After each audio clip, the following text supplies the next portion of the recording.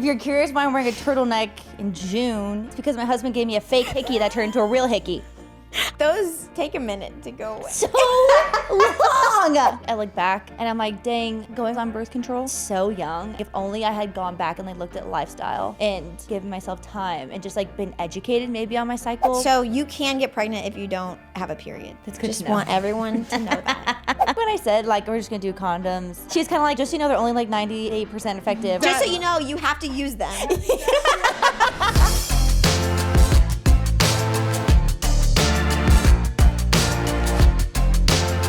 Welcome back to Always Here. We're your hosts, Abby Howard. And Abby Howard.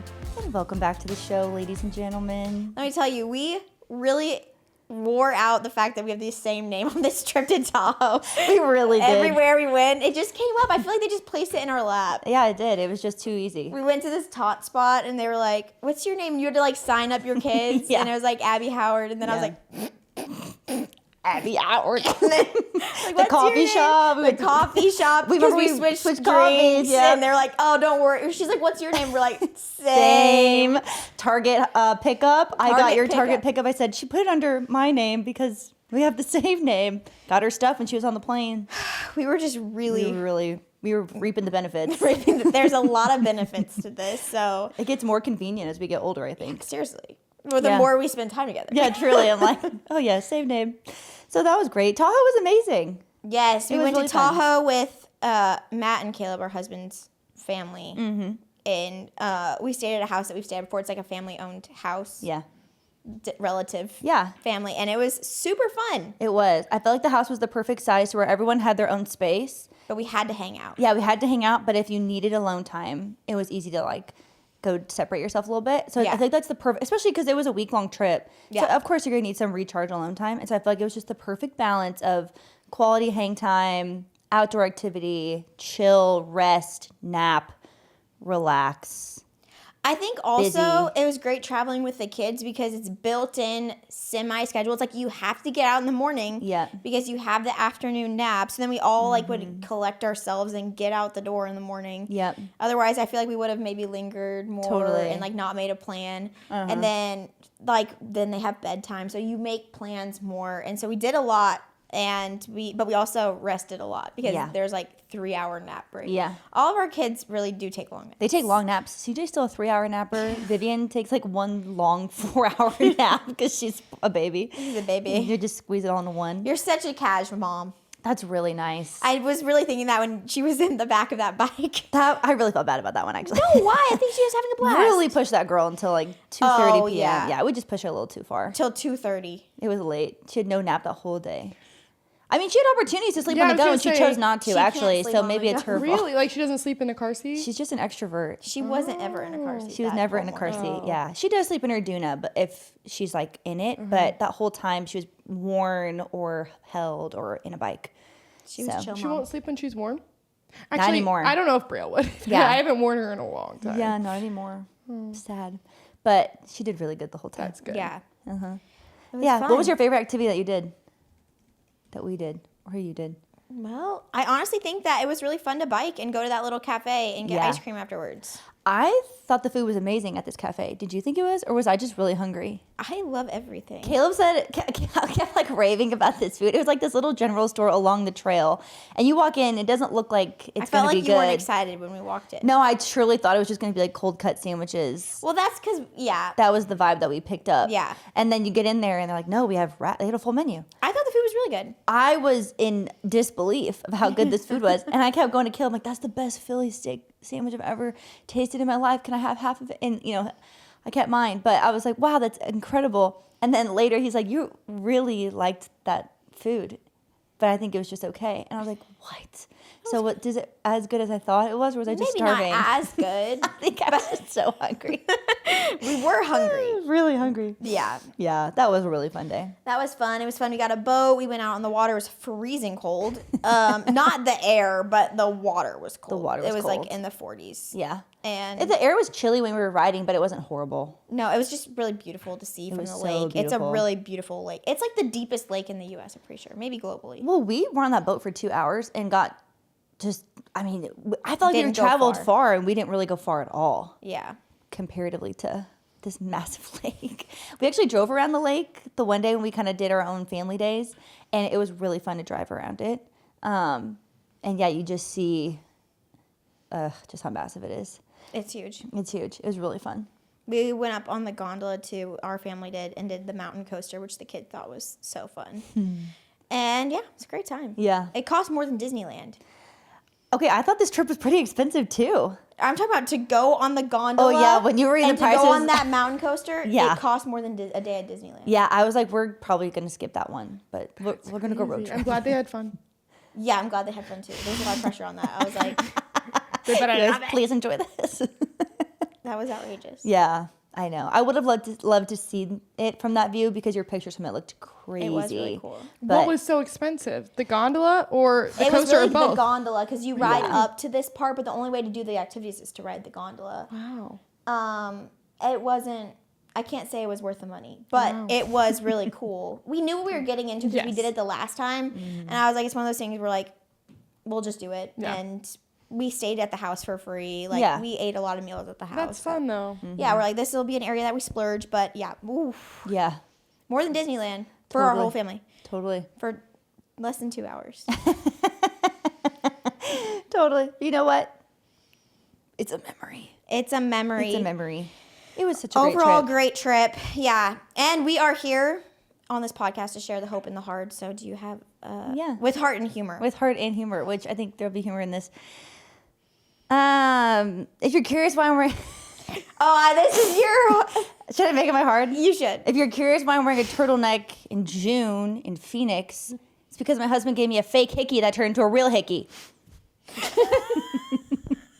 I like this story more because it's like I'm so mad. I think I'm it's funny. And I'm cute. so mad. We got home from our trip last night, and of course, going through the fridge, cleaning it out. Spooky, scary. And there's a little bit of milk left, like this much in the gallon. I shook Ew. it, I smelled it, it was fine. I'm like, Okay. perfect. Just enough for like someone have a glass and me to have enough for my coffee in the morning before I replenish the milk. Going through the night, doing whatever. I go see that Caleb had chugged the milk just like out of the gallon and finished it. And I was so mad. just for funsies. Well, I think he was starving because I didn't make dinner. So he was like scouring the pantry, like eating crackers and old cheese. And so he was just going for anything. And I go into the bedroom because he was going to bed and I go, you drink the milk that I was planning to drink. So that I was like a little bitter.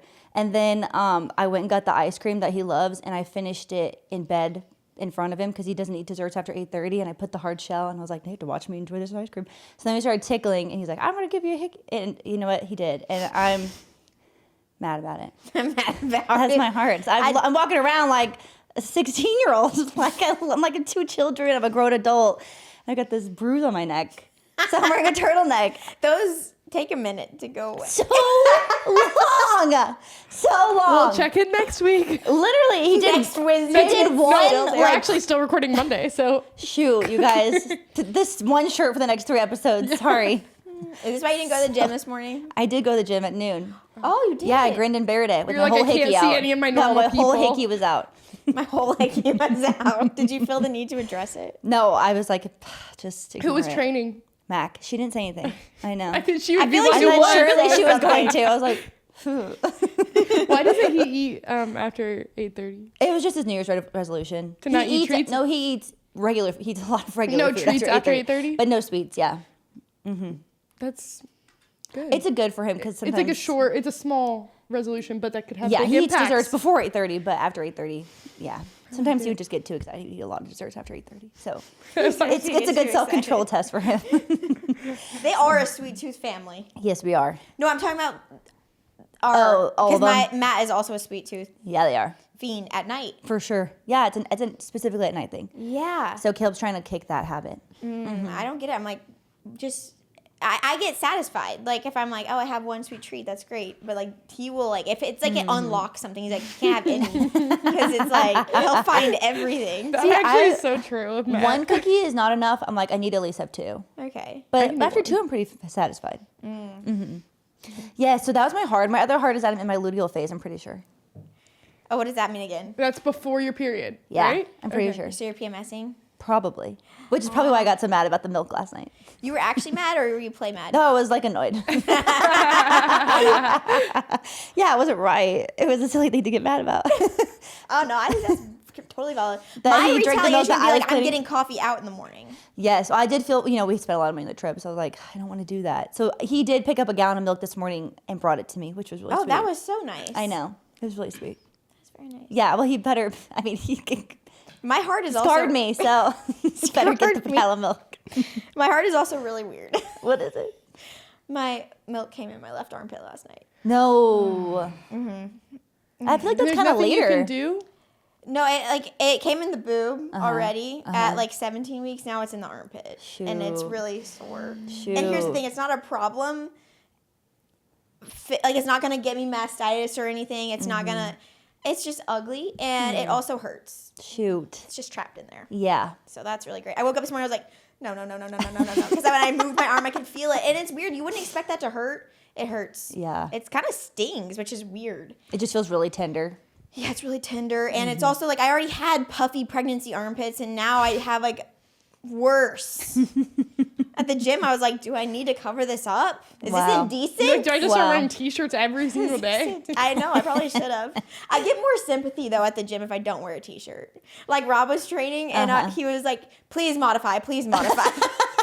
Okay, say less. It's like because they don't know what we're capable of. Totally. He's never been pregnant. I don't know why. I know this is wrong because I experienced milk as well, but I picture it like a waterbed, like just sloshing around. No, it's in your firm. armpit. It's really firm. Like I know that's not true. It's all colostrum in there or something. I don't know Yeah. what it is. I don't know if that even will ever come out. Like, it does it can't- just dissolve You can't pump it out.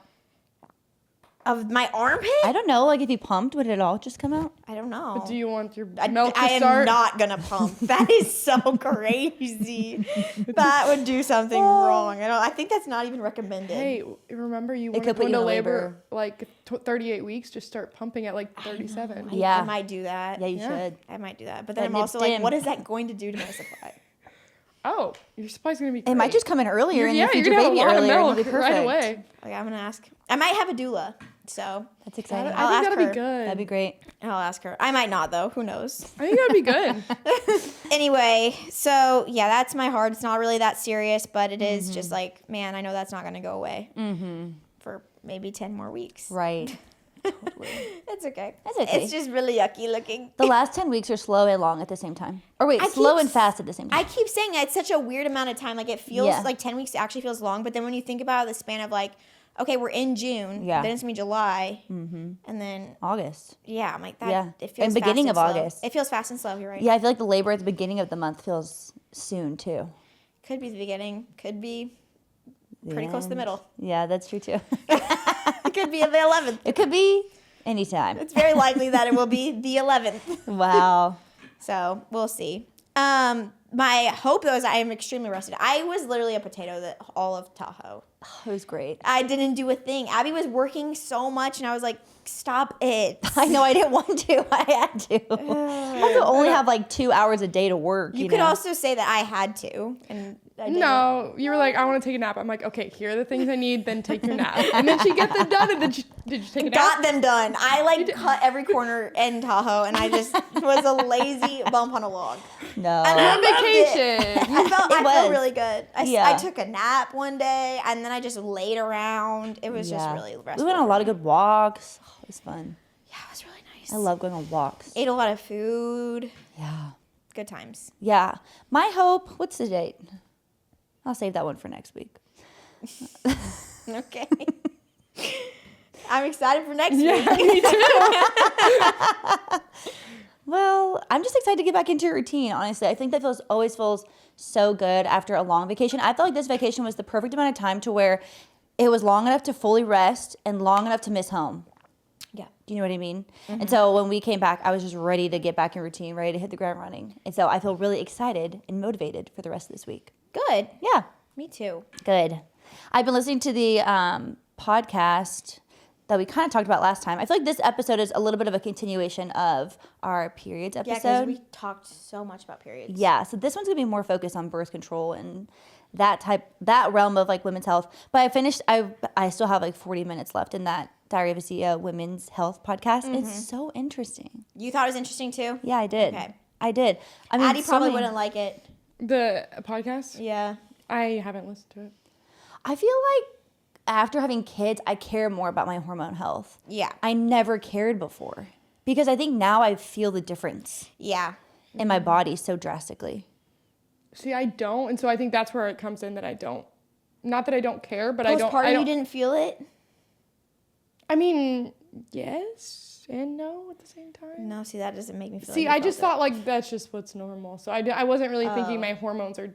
I don't really register my emotions and like my thoughts to my hormones, even though that's probably where they're coming from. I just personally don't. Oh. Like in general or just like postpartum? Yeah, in general. Even like when I was having my period and stuff like that, like I didn't really.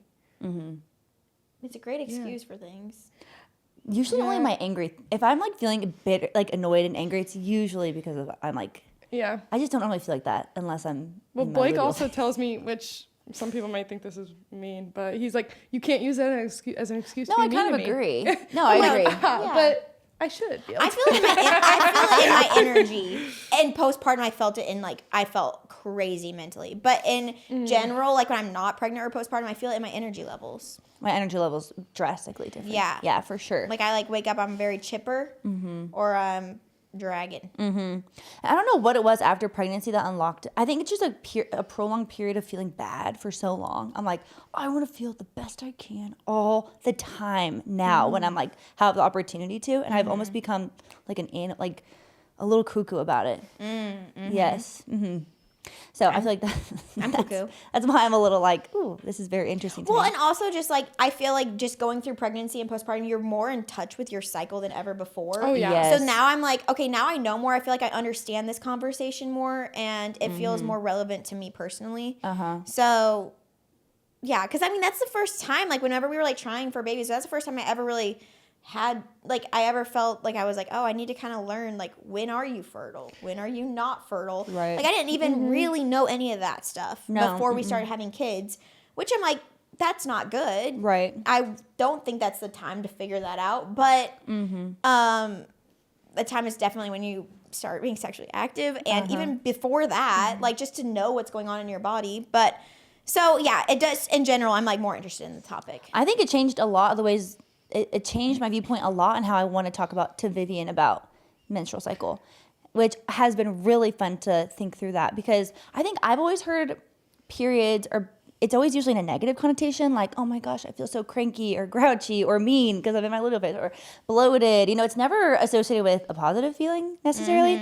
And something that my big takeaway from this was that it's so healthy for our bodies as women. It's like one of the most important factors of our body, and like a huge sign of our overall general health. And so when I'm talking about it, it's like, oh my gosh, I'm about to get my period. This is really exciting. Mom's like, hormones are doing really well, and these are signs that I'm really healthy. It's like, let's be thankful that I'm healthy. Yeah.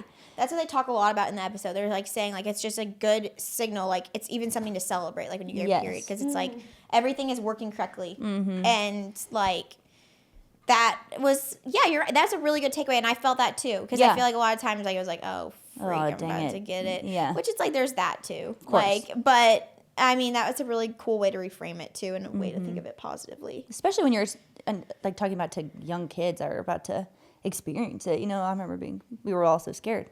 So it's like, what a fun way to like talk about that. It's like, oh my gosh, it's so exciting. Things are going to be working well and you're healthy. That's great, Yeah. So I think that was like a big takeaway for me. Yeah. I think I've learned like as I've gotten older and like met so many people who are in different walks of like with their period and their cycle and things like that, I've become a lot more grateful for my story with my cycle and being like very regular and being able to count on that to happen, because a lot of people aren't that way and like have a lot of problems around it, which has made me way more grateful for my period, kind of like you're saying, that it's very healthy that that's happening, and that's good that it's happening. Totally. So Yeah. Go ahead. It made me wonder, I'm at the part where they're talking about perimenopause. Sorry if we're like referencing this a lot and we don't have context. Just know it's like a in general health, women's health podcast. Yeah. We could also link it on our stories and be like, if you guys want to listen to this. yeah, I think just we for linked it in reference. the show notes. Yeah, because I said Perfect. to link. Yeah. Okay, perfect. It's they just a talk bunch of doctors. Yeah, they're just discussing the perimenopause. I'm like, does that just feel like postpartum for 10 years? Like a little scared. Because the way they talk about your hormones, and they're like, the hot flashes and the sweats and the brain fog. I'm like, is it postpartum for 10 years? I don't know. Basically, I'm like, I don't need to think talk to my 10 mom years. about it. I don't think 10 years. Well, it starts 7 to 10 years before menopause actually happens. Oh. That's perimenopause. So you have the symptoms of it because your hormones are, you're losing your estrogen and everything's out of whack. My mom just got all of her hormones tested. If she wants me to take this, I'll ask her. Okay, yeah, I need to ask my mom too. And so now she's supplementing hormones. She's really excited to start. She's really excited about it, and I think Yeah. she's already feeling like it's like doing something. That like changed my mom's life. Same. when I she told her started the same supplementing. for my mom too. So That's she's like, awesome. I'm gonna get this all figured out. So in 25 years, you'll know. And I'm like, thanks, mom. They're walking so we can run. I literally was the one urging her to, though. I was like, Mom, there's a good chance that your estrogen is probably too low. 0. Yeah. Like, Well, I think that's the other thing with us talking about how we want to talk to like our daughters or our kids about periods and health and cycles. It's also our parents going through menopause and how they're so afraid for it to happen in that cycle that like we want to change that, you know, too, of not being so afraid of that to happen in the future. like there's things Totally. that you can do. Yeah. Yeah, sure. and I also, the last thing referencing this podcast for now is that I have also recognized that like the connection between, for me, the big takeaway was like the connection between your cycle and your bone health, because that's that's one of the major things with age is like your bones, like they lose their density. That's going to happen. But that's what's going to slow you down. Like ultimately, like I want to be able to live a long, active lifestyle as long as I possibly can. And if you have really low estrogen, it like Affects your bone health. it's terrible for your bone health. Yeah. And so, Which they said that's repairable, which I didn't know that. yeah, Yeah, I thought that was encouraging. Yes. How do you get that tested? Your bone density? How do you test? You just blood work? Do they do blood from your bones? How do they test that? You do like spinal tap? I don't know. Google that. I'm so curious. How to find what? your bone density. To find bone density, you need a specialized low-dose X-ray called a DEXA scan. Oh yeah, I've Oh, heard of I that. want to do that. They have one in Epicenter. It's quick, Do they? painless, and non-invasive test measures mineral contents in your hip and lower spine to diagnose different risk factors. Oh, okay. I really want to do that DEXA scan. Routine screening is typically recommended for 65 and older. Perfect. So here I am at 30 getting my routine scan. A lot of young people do that. Yeah. scan. Well, I wanted to do it to test because it tests like Skeletal muscle. skeletal muscle mass, everything. I just want to make sure I'm trending up. Trending up. We always laugh because every time I go to the doctor and they take my blood pressure, they give me the numbers, and I'm always like, cool. So trending like up or trending down, and that's not really how blood pressure works. It's not like you're not really I on never like a know scale. what blood pressure means. They always tell me, and I'm like, Yeah. Usually it good? afterwards they tell me, they're like, and that's good. I'm like, Yeah, I'm like, "Okay, that was good. I'm like, good, but good compared to my last time, or bad compared to my last time? Like, You're am I like getting trending up or competitive with down? yourself. On a scale, I tell do me get where really I'm at. competitive with myself. And so Caleb's always like, it doesn't work like that, and makes fun of me. So I'm like, I want to get these scans to make sure I'm trending up. trending up. Thank you to Omaha Steaks for sponsoring this portion of today's episode. We have been eating so much grilled meats in our house. Matt grills like every single night. Aw. And so now we're just like, what other meats can we try? We've had a lot of fun trying out our Omaha steaks. We recently made their pork chops, which I had vowed never to have pork chop. No, we had some great pork chops. Yeah. From mouth-watering burgers, chicken, pork, seafood, dessert, and more for a great dinner just minutes away. That's what Omaha Steaks offers. I loved their salmon. It was so good. I made it in the oven and I baked it. It was really juicy, really flavorful. Everything that they have is so lean. It's so high quality. You can build a custom plan on your schedule, stock up on high quality proteins, and have less food waste. And Omaha Steaks is so elite because they have been perfecting the art of premium protein for over 100 years with zero compromises. Here's the thing, you don't want to be wondering where your meat is coming from. And I feel like just knowing what is put in our meat, like the antibiotics, the hormones, all the different crazy foods that these animals are feeding, it's directly going into our bodies. So knowing that Omaha Steaks take really good care of their animals, it's sourced ethically, just you taste the quality difference and your body just feels different when you eat it. Totally, I really agree. Taste the Omaha Steaks difference and never settle for a grocery protein again. Get flavorful, high quality proteins delivered by visiting omahasteaks.com. Plus, get $35 off when you use promo code ABBY at checkout. That's omahasteaks.com, code ABBY. Terms apply. See site for details. Wow, that's crazy. Wow, that's crazy. Oh, that's crazy. I want to know what's going on in the reality world. Tell us, enlighten us. Okay, so when we're recording this, there's only been one episode of Love Island out. the Wait, is premiere. this the one that comes out every day? Yeah. Sheesh, Lapete, that's crazy. See, I love that. Like, I love a show to watch. How so long that's why is I like it? it. It's like a month. No, I mean 6 weeks. time of the Oh, episodes. well, last night's first episode, an hour and 45 minutes. Oh, it's a movie. Typically 60 minutes.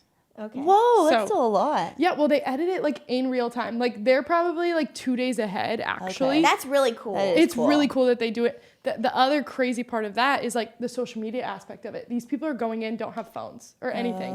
So when they get out, they have hundreds, even maybe like millions of followers.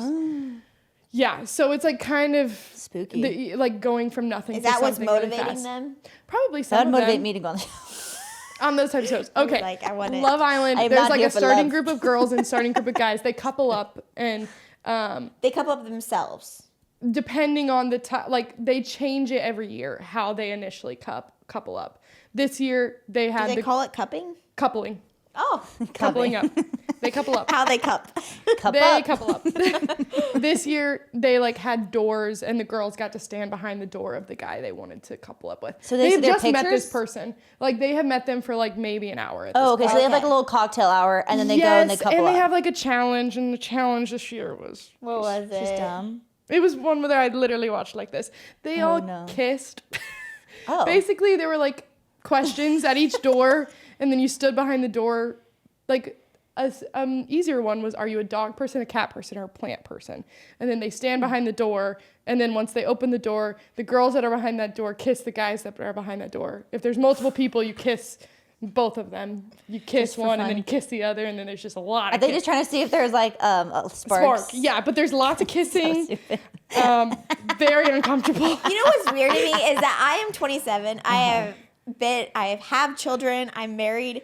That I can't believe that there's other 27-year-olds and younger on that show doing that. Literally That feels, they 23-year-old. feel older than me. Because Yeah, I'm like, literally. you're going and kissing random people. I know. Yeah, so 23-year-olds. they were kissing the situation, and then they were coupling up, and so they're in their couples, and then every other day or so, new people come in, like new bombshells come in. Oh, is that where hot new bombshell? Yes. To the villa. Yes, that is where that comes from. So a guy will come in, and there will be, so there's only 5 girls. Or there's 6 guys and 5 so there's girls. people on deck. So there's a guy who will go home. So that bombshell will come and like their recouple place. with a different Do people girl. just go home if they don't have someone? Yes, most. And so they choose to go Oh, so there's some No, strategy they don't choose too. to go home. So they couple up, and if you get left without a couple, you go home if you don't get picked. At the end So of there's the some week? strategy. Yeah, there's strategy too, but So- there's also, it's supposed to be love. How does the game end? So people will get eliminated by usually, well, there's a couple different options. They kind of rotate through. Either the game ends by couples getting sent home from audience, like we will vote on our favorite couples and a couple will go home. Or the islanders have to decide 2 couples to go home. So there's like safe couples, like the audience votes for their favorite couples, and 3 couples are safe. And then those 3 safe couples get to pick who's going home out of the remaining couples. So there's the islanders pick sometimes, and then the audience picks. So the audience sometimes. gets really invested in these people. Yes, and that's why Okay. it's live too. So we can, like, the audience votes on what's happening. So That's then you vote crazy. for You the winner. vote? There hasn't been a chance to, but yes. So what was bad about the first episode? All the kissing. It was so bad. Was it loud too? I hate when they have the mics turned So up. the, and okay, here's the bombshells came in. Bombshell. They had 2. They had a girl and a guy. Is I this think- in Australia? So this is in Fiji. Yes, but it's an American. This one is Love Island. So they don't USA. say hot new bombshell. That's a They Love Island do. UK. The guy. It's the same audio. The guy. Oh. His name. It's not an audio. He does it every time, basically. wow. His name's Ian.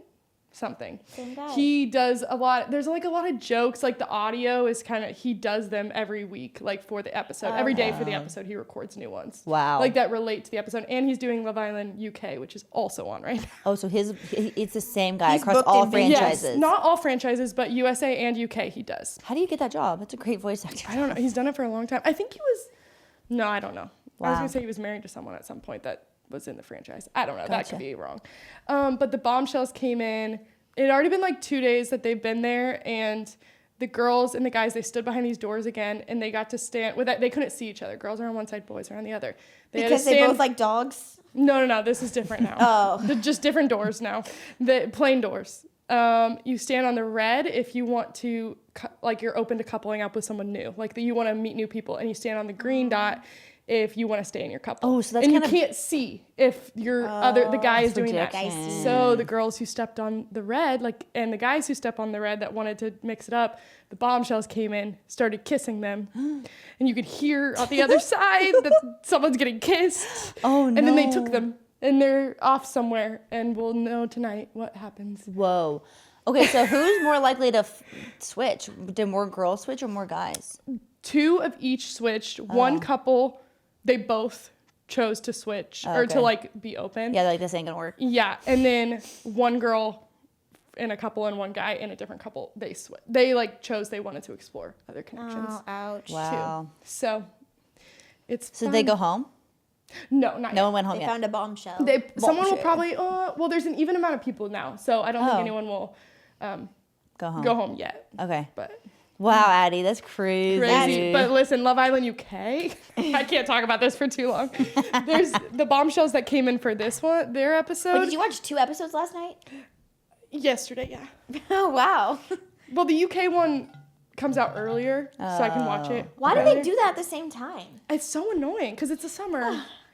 It's a big commitment. I'm like, give me one in December or something, Right. and then It's not really relevant Yeah. unless you're watching it in real time. Yeah. But the UK bombshells, they could come in, they could eliminate anyone they wanted for any reason after 24 hours of being there. But it's a secret. No one knows. So they're talking to girls or talking to guys, and they don't know that they're like, that they are going to pick someone to go home. So I got to watch tonight's episode to see who they send. I'd be curious. I mean, it's one of the most popular shows Yeah. in the world right now, isn't it? Yes, Love Island is very, very popular. I think it's hard because it is. This first episode was so bad. I was just like, it was just so raunchy with all of the kissing. I'm like, I can't watch this. But I like them chatting. I like them having conversations. I like them getting dressed up. I like the challenges they do are typically pretty fun. But there are some like sexy elements to it that I don't love. That's USA. UK is not as raunchy. Really? That I would be surprises me. I surprised thought the by that. UK is lawless. I watched 2 episodes of UK and it's been nothing like USA. Really? Yeah, and the way that this first episode was so. Really? That's interesting. Okay. Okay, That's Addie. Well, I actually, Love as Island you were crazy saying cat. that, wow, that's crazy, I actually Okay. realized you have a couple real life wow, that's crazies. I do. You don't know. Oh my gosh. A week ago today, Blake got in a car wreck. Hit and run. Hit and run Oh, you did tell me car about wreck. that. Yeah. Horrible. That was at 1 p.m. on Wednesday. By 10 p.m. on Wednesday, the tow truck company had still not picked up Blake's car. We were going through our insurance. They got a free tow truck. Great. Awesome. 10 p.m. Still had not picked up the car. Okay. And It's not drivable. It's drivable, but we were worried that if he drives it, that insurance would be like, oh, you caused this damage while you Yeah, drove totally. it somewhere. So It's a we were like, technicality. if the tow truck is free, let's do the tow truck. Totally. And so I'm calling the tow truck company all day, trying to get a hold of them. No one's answering. Calling USA. Hey, they still haven't picked up our car. We're not with our car. Imagine if we were with our car and had no place to go. We'd be there at 10 p.m. with no car, with no place to be. So at 10 p.m., I get a message that it was delivered to where we're supposed to be. Then 2 days later, Blake gets a call and said from the place that it's supposed to be at to be evaluated. Hey, are you going to drop off your car? What? What do you mean, are we going to drop off our car? The tow truck company said they did. They sent us pictures of it. It's not here. Oh, okay. Call our insurance, try and get a hold of them. Got a hold of them. They're trying to figure out what happened. Tow truck company's not answering. Didn't answer for 2 days. We finally got a hold of them. Yeah, we have it here. We couldn't deliver it because it was overnight and we don't have access to their overnight lot. And they're like, yes, you did. You had the code. You could have gotten it. Also, it's been 2 days. It's been 2 days. They have it in their lot. The tow truck company has it in their lot. We've raked up $455 of charges for it being held at their lot. Of course, absolutely. Of course. Obviously, we're not going to pay that. I get a message on Sunday evening that my car has been delivered to where it's supposed to be. They were supposed to pick it up on Friday. Mm-hmm. I get a call Monday that, hey, we're on our way to go get your car, but no one's answering to let us into the lot from the tow truck company. Oh my gosh. Are you serious? And this person that did the hit and run they were being followed by a state trooper because of reckless driving. Right, of course. But so they had the license plate and everything, but the driver of the vehicle was not the one that was licensed registered with that car. So there's nothing They don't know can do. who the driver is. Oh, he stole the car. They could have stole a car, could have been a boyfriend. So the car is I feel like they registered would've known if to it a was girl. stolen. Car is registered to a woman. The driver was a male. But they never caught the person. So Even though he was being Even followed. once the car is Yes. delivered and evaluated. then Blake gets a call from the police department. Hey, we have the insurance of the car that hit you. Oh, perfect. Oh, great, amazing. But we can't confirm that is, like, we can't confirm yet that who the person was that hit you. I'm like, does it matter? Why does that matter? It's the car. I feel like it does if it's stolen. The person in the car or the registered to the car didn't do the damage. I don't know how that all works. I think if it's stolen, it has to be reported as stolen, though. You know Yeah. what I mean? True. Like, they would Yeah. know right away. Yes. Right. So they haven't turned themselves in. So then I think must be someone who. Oh, my gosh. But the police have a person of interest. We'll see where that goes. But we have their insurance. So we'll Blake see what has happens. really Yes, bad luck Addie. with cars. Yeah, he does. Oh. And then, so I actually, as we're here recording, I got a message that, hey, your car arrived at 2:02 p.m. today. Perfect. So after you pay like $1,000 to this other lot who basically held your car hostage. Car hostage, yeah. Yeah, for sure. Which tow truck companies try and do that. Fantastic. Also, then my car's in the shop too, because I got a check engine light on. So what did 2 you do? days Walk ago. here? How'd you get here? So Blake has a rental car. I took my mom's car. Perfect. So we have none of our own cars. Love it. Love not That's having my to- wow. That's crazy. Oh, Addie, I'm sorry. That's so stressful. Car stuff is so stressful. If we can just get the insurance from the other people, that would be fantastic. Yeah. Man, We'll see what happens. tow companies are ruthless. Yeah. They're ruthless. In college, my car got towed. I parked in front of a driveway. Didn't know it was a driveway, full curb and grass, but it was someone's driveway. And I pull up to my car and I go, someone stole my car. Start crying. I'm like bawling. I'm like, Caleb, someone stole my car. We call the cops. It was towed because apparently I was blocking the driveway. How do you know where your car is if it gets towed? Well, yeah, you have to call the police and they tell you where they took it. Like the tow truck company tells Has the to police? report. If someone calls and reports it, they have to report it to the police because, Oh, that's good. I was I wondering guess. if that ever happened. What? yeah, because I'm like, how would you know where to pick it Like, up? where's my Yeah, car? the police, Oh, okay. they have to report it. So Okay. I called, they told me where it was. They tried to charge me an arm and a leg. And I just remember going in this little office and this woman was so stressed. Like there was so much going on in her office. She had a baby in her arm. She was swinging this baby around. Like every time she walked through the doorway, that baby's head almost hit the door. And I was like so frazzled watching this scene. And people were coming in and out and they were yelling at each other. And good thing Caleb was with me because I was like, they said on the phone it's gonna be $200. She goes, it's gonna be $550 or something crazy. And I was like, excuse me, they said it was gonna be $200. Like holding back tears, panicked. And Caleb was like, she's not paying that. So thankfully he like was a voice because I was Wow. so panicked. But yeah, they're ruthless. I feel like usually they wouldn't let you get away with No, only they paying like 200. really he had to fight him a little bit. Yeah. But they really they try to jack up that price. I'm like, I- it's our insurance. They're not gonna let this go. They're No. not gonna pay that. They're gonna Right. definitely fight you on this. Like, it's not a person. It's our insurance. They're Right. not gonna. Like, also, why is our insurance using this tow company? Better never use it again. Yeah. Seriously. Couldn't get a hold of Seriously. anyone. Totally. That's really. It was sweet. Ugh. Our appraiser, he had to patch me into them so we could have a call together. And he goes, "Thank you for everything you've done. I really appreciate it." And then he gets off the phone with him. He goes, "Took everything in me to say I appreciate that." That's funny. I was like, he's so sweet. He's the best. He's like, I've really never. They had to Aw. use geolocating features of the photographs of our car to find out where it was. To find out it was at the tow truck company. You're kidding. His lot. He's like, I didn't even know we could do that, but apparently we can. Okay, well also you're like, well wait a minute. You can track me at any time. Yeah.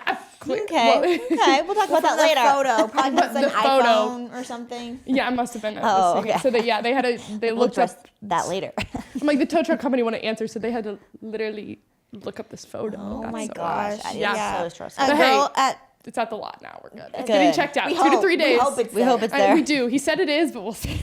We'll see. We when we were working at the pizza restaurant in college, there was a high schooler that worked with us, and she was always, unfortunately, finding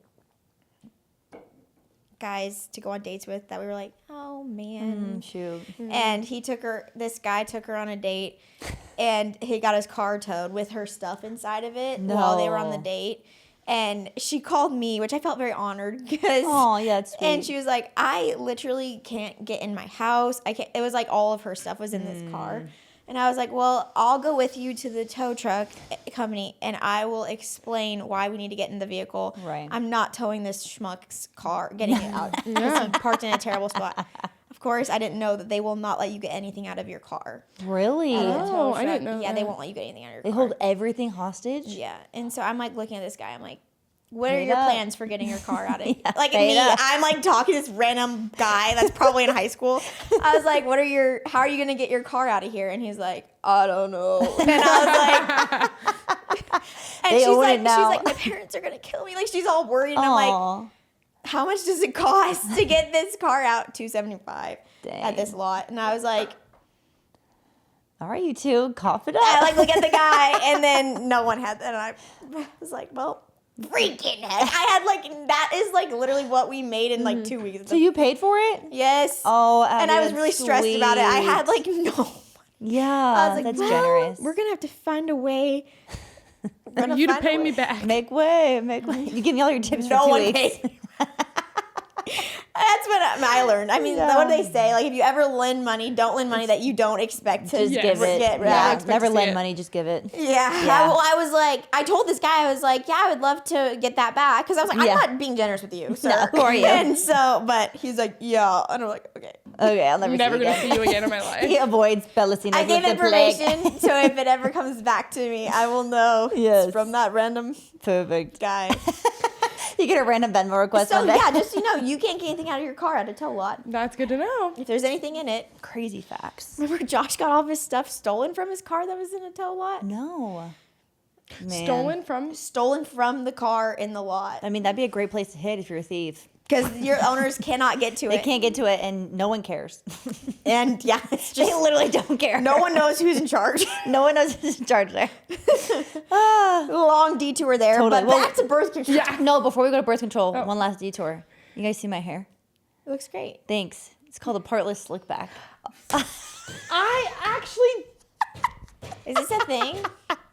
I noticed it actually. Kylie Jenner's Yeah, partly Kylie Jenner's partless slickback.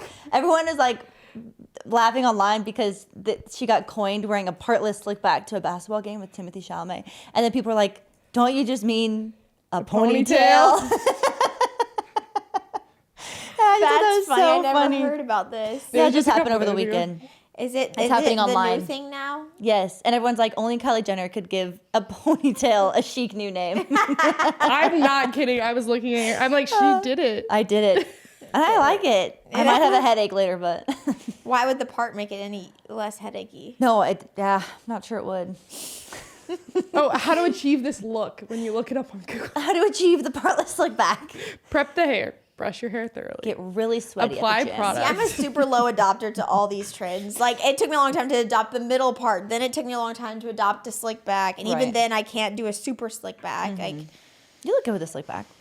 thank love you. it. I just am a really late adopter, and I just have to just stop rejecting it. I just have to know that I'm going to get there, but I'll be like 6 months late. Yeah. Honestly, Perfect. same. That's good. I'll see you in 6 See you in months. 6 months, partless slickback. Ponytail. Okay, now we can move on. I actually really liked the stats that Emma pulled. Do you want to read them, Maddie? Yeah. Okay, so we were talking about birth control. Hee hee. Yes. Love So the combo. we went. It is kind of taboo to talk about, but I'm like, it shouldn't be. Like, Yeah, I mean, it's like a personal thing for sure. it's personal, yeah. But also, Yeah. we're a ladies' podcast, and that's what we talk about is personal things. so. Yeah, I don't know why I don't find it personal for me. Like sharing my own experience with Yeah, it. I'm not going to talk about it to my male neighbors, but like I'll talk about it to the Oh internet. yeah, I feel really safe here. Our producer went through and found us some stats on how they did birth control in the past. So the ancient methods were early recorded methods in ancient Egypt and Greece utilized barrier and spermicidal How the heck did they figure that out? pessarize made with honey. Pesticides? So basically, they are getting pregnant. back in Egypt. P-E-S-S-A-R-I-E-S. Pesseride? Pessarize? Pesticides? In Never heard of lint it. They still to have block that. out sperm. So it was just like a barrier Like a condom or a female Yes, condom. with honey, leaves, lint to block the sperm. Gosh, So dang, that's that sounds just ancient. sticky. Honestly, why in my and- brain did I just like think they either just Yeah, had just- sex or they pulled out? Like that was probably Yeah, I the don't only think. two. To me, in my head, I'm like they probably didn't think about it. No, But they're surely like, they're how are we people, getting so- pregnant? I have no clue. Sometimes I think people of the past, I'm like, oh, they didn't have brains like me, but like that's just You're such way a stupid honestly, thing. I To feel think. like you're way smarter than They us. couldn't use the internet. In the 16th century, early condoms, they used a linen barrier devices. They were pioneered by a Catholic priest. That's interesting. That's actually really Wow. shocking. While early reusable sheaths made of animal intestines were famously popularized. So that. basically, took the casings that you eat on a bratwurst. Yeah. Yeah, got it. Perfect. Yucky, yucky. Honestly, smart. All right, keep going. The modern pill, which is 1950s to 1960s, it was developed by biologists and doesn't matter who it's funded by. The first oral contraceptive was approved by the FDA in the May of 1960s. That seems really like early. Like you thought it's been around newer. Yeah, I think so. Wow. For the pill. And then currently 1960s to 1990s, flexible plastic and copper devices, the IUDs, were introduced for widespread use in the 1960s, followed by hormonal implants approved in the 1980s and 1990s. Hormonal implants, would that be like the bar, the probably. bar, which is, a lot of people said that one. It starts with an N. That's actually in Nexapro. Yeah. That's actually interesting. I only knew one person in high school that you had the bar. I remember she would like always play with it. Yes, And I'd I'd be freak like, out. touch it, someone and like I'm that like, too. Ah! I wonder what the benefits of that one are to other. That's the research I control should have methods. done before this episode, to be honest. Like the differences between the different, Implants. well, the implant versus the pill. Like, is it a hormonal difference mostly? Is it just the fact that it's like an implant, so you don't have to worry about taking something every day, kind of like the IUD? Is that the main It's benefit? hormonal. Was the main benefit then of just not having to remember to take something? Yeah. Yeah. Okay. It's foolproof. That's interesting. It probably has a higher rate of, like, what do they call those? Like, prevention? Unprevention? Is that No, what you to said? prevent. No, of prevention. Uh-huh. Like, I think the highest It's is like the most successful? yeah, IUD. Okay. And I think that's like considered a form of IUD, right? Oh, is it? Except not an IUD. No, because it's not, because IUD it's not stands for intrauterine. intrauterine. Yeah. But an implant, wearable type of thing. Okay. Next one, implant lasts up to 3 years, highly effective, over 99%. Yeah. Set it and forget about it. Fertility returns quickly after removal. That's what that one says. And then the hormonal IUD lasts 3 to 8 years, depending on the brand. Dramatically lighter or no periods, highly effective and reversible. Interesting. So we polled you guys, for those of you that wanted to participate, on what form of birth control you used. And I feel like these, this kind of surprised me. First of all, we asked, do you use birth control? And 73% of you said no. I was surprised too, but then I think most of the women in our audience are 18 to 34 or like a lot 25 of people are on to birth 34. control, though, really young now. Yes, but I feel like we have a lot of women that are probably in the family planning season of their life. Oh, yeah. Our audience, like we're moms, we talk about motherhood. I would assume a lot of people want to be moms or are currently moms or are planning to be moms. I also thought there might be a group of our audience that are like Christian Not women that are not sexually sexually active. active. Yes, Maybe. also true too. There's a lot of people that are not sexually active that do use birth control, though. So Yes. that's why I was like Yeah, surprised. surprised by surprised. that. I wonder if the conversation has switched though around like the use of birth control and as for health symptom stuff instead of just like It birth definitely control. is switching. It's been changing a lot. So yeah, I am surprised by that number too. Do you want to go over the stats for form Yeah, of birth what control? form of birth control did you use? 19% said pill, 12% said IUD, 18% said condoms, 51% said natural family planning or other. A lot of the others are either the what was that called? Nexapro? Nexapro? Nexaplan? Nexaplan? The arm. The Nexa one. The arm implant. The arm implant. And then a lot of pull and pray.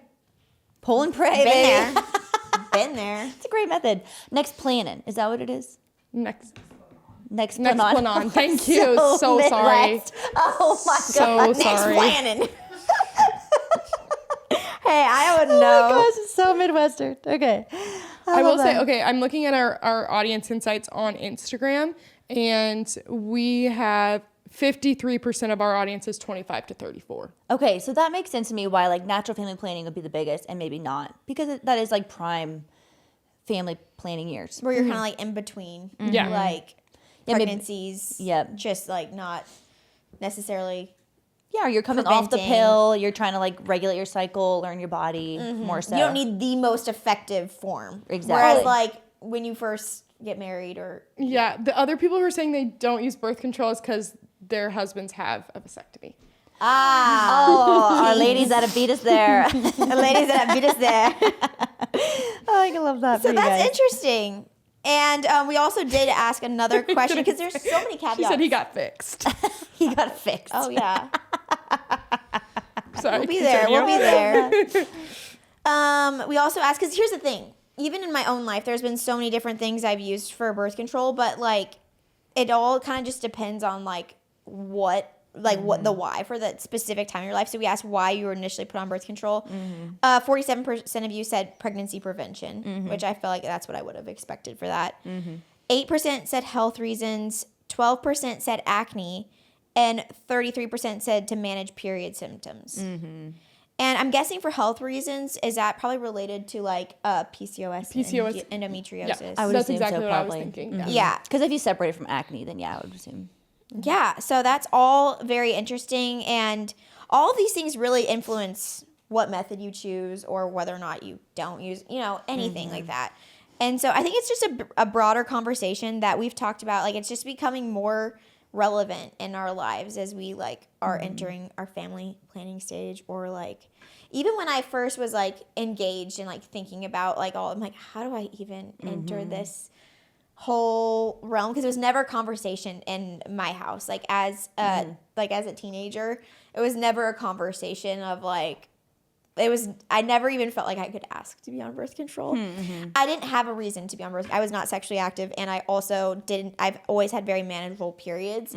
But I always was like, well, hopefully I have friends in my life whenever I'm like engaged and married that could help me. And they did. I was educated by my friends. That's and sweet. so let us just we can talk about our own personal experiences. Yeah. And then also it could enlighten, or like maybe just be like, oh, I find myself in the same stage of life as you right now. This might be what is good for us too. So Totally. Yeah, I actually went on birth control. I think I was 17 or 18. I was a senior in high school. I was not sexually active at the time, but kind of planned to be in the future. yes, I'm hoping. Shared my testimony in the past. So this was like pre that.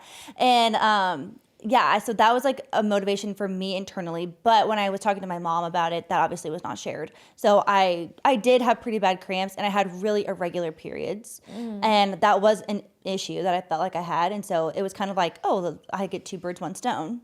And so that was when I went to the doctor and talked about it at 17, which I look back on that now because I was on the pill from 17 to right before Caleb and I got married at 23. I switched to the NuvaRing.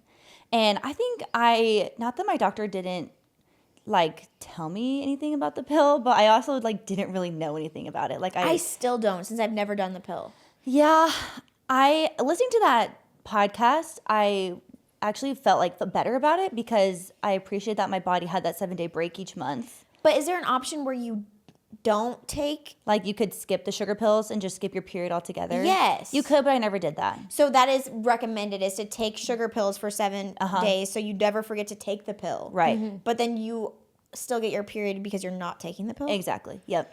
Okay. It's like But it's if a you have a placebo high pill, enough basically. dosage, you don't get your period. Like when I got on one birth control pill, I got my period, and on a different one I didn't. So it also just Even with the depends. sugar pill? Yeah. Really? I always did. They were definitely lighter and like very manageable when I was on birth control, which I felt like before they were heavy. Like I would use Super Plus tampons when I was 17. And actually when I got off of birth control before having kids, I felt like my periods were very manageable and light even after years being off of it. So I think it was just being young and like my body not being regulated on its own necessarily, and my lifestyle probably really jacked up my I was extremely reckless as a 17-year-old in the way that I ate, slept, and like lived my life basically. So there were probably those factors too that affected it. But yeah, I was on that for about 7 years before going off of it. Wow. So you're on the pill for 7 years, Well, And let's see, 17 to 23. How many years is that? Almost 7 6. years, 6 years. And then I was on the NuvaRing from 23 to 26. And that was, after listening to the podcast, I was like, I feel like that's a really good option.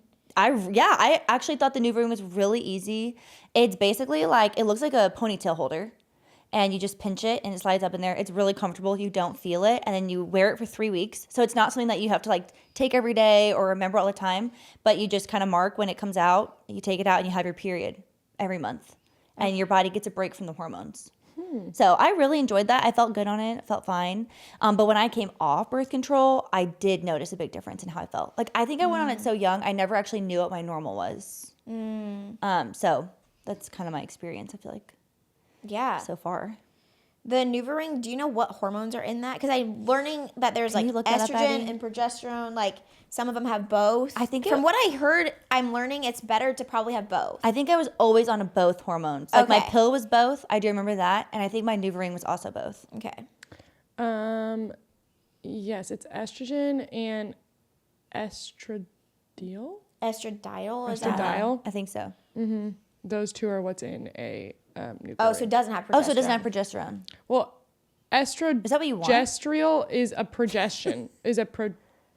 Progest. Oh, it's like a synthetic progesterone. And then there's a synthetic okay. estrogen. Yeah, okay. So a progestion and then a synthetic estrogen. So yes. So it had both. The common word, the words they use are not those words. That should be progestadiol. This is not a science And then it says, podcast. in quotes, it says a progestion. We have the educational resource. Yes. This is the chatty conversational Right. girl talk We could be resource. wrong. So just ask We're your not doctor. doctors. So I do think that's what they said on the podcast. They Yeah. referred to that being like a good option. Yeah, because it has both. And then you also get the break each month from the hormones. I also like the idea that you don't have to take it at the same time every day because Yeah, that was a lot.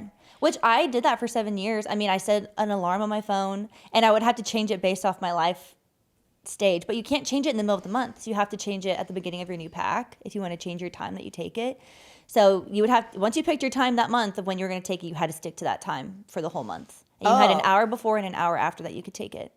Wow. See, that's Yeah. tricky. So I would set alarms. Because like if you travel and stuff and you're like trying to figure out time zones. Yeah, I mean, I was in high school, so I relatively had the same schedule. Yeah. And then college, it got a little trickier, but I could kind of understand what my schedule was going to be. So I actually feel like during school, it wasn't the hardest to keep track of. But yeah, once I graduated, it was a lot harder to keep track of my schedule and my time. That what I see, I feel like I know myself. Mm-hmm. And when I don't think I could do that. It's hard for me Yeah. to even remember to take prenatals. Yeah, honestly. And that's something that will eat you up. I'm like, I'm damaging my baby. The gill, and it's like, okay, you're fine if you miss a couple. no. And I really haven't, but I remember that being like really hard for me. Like I got really in the swing of things. I've been on prenatals for a year now, over a year. So, but yeah, I'm like, that probably wouldn't have been a good method for me early on when it was like really important for me to like prevent pregnancy. Isn't there an option that's a patch? Yes. The patch Yeah. is weekly application versus a daily pill. Similar benefits to the combined pill. I've never known anyone that's done the patch. I did. I knew someone that did the patch. Where'd they put it? On your butt. Oh, okay, that makes sense. It's probably similar to I kind of like that idea rather than a ring up there. Thank you to Flamingo for sponsoring this portion of today's episode. Can I feel your legs? Yeah, can I feel yours? Wow. We both are freshly Silky. shaved. What So are the silky. odds, really, when you think about it? Honestly, we are the same. I love the Flamingo razor. It has been a game changer in my routine. I used to get a lot of cuts under my armpits that would burn when I put deodorant on. It has not been an issue. I love how their razor has the like surrounding edge. It's like the perfect fit under my a arms. bumper. The bumper. Thank you for putting it in. And I don't know if that's the right word for it, but it also just smooths your skin. So smoothing. Glides so nicely. A lot of the women's razors that are on the market are cheap and flimsy, and they just irritate your skin, Yep. leave you with redness or burns from Right. shaving, and we don't want that. No, we don't. We need the strength of a man's razor, but with the consideration Of a woman's woman's body, and that's Yep. what Flamingo does. Yep, the women who helped build Harry's found themselves rolling their eyes when other companies were just shrinking men's razors and making them pink.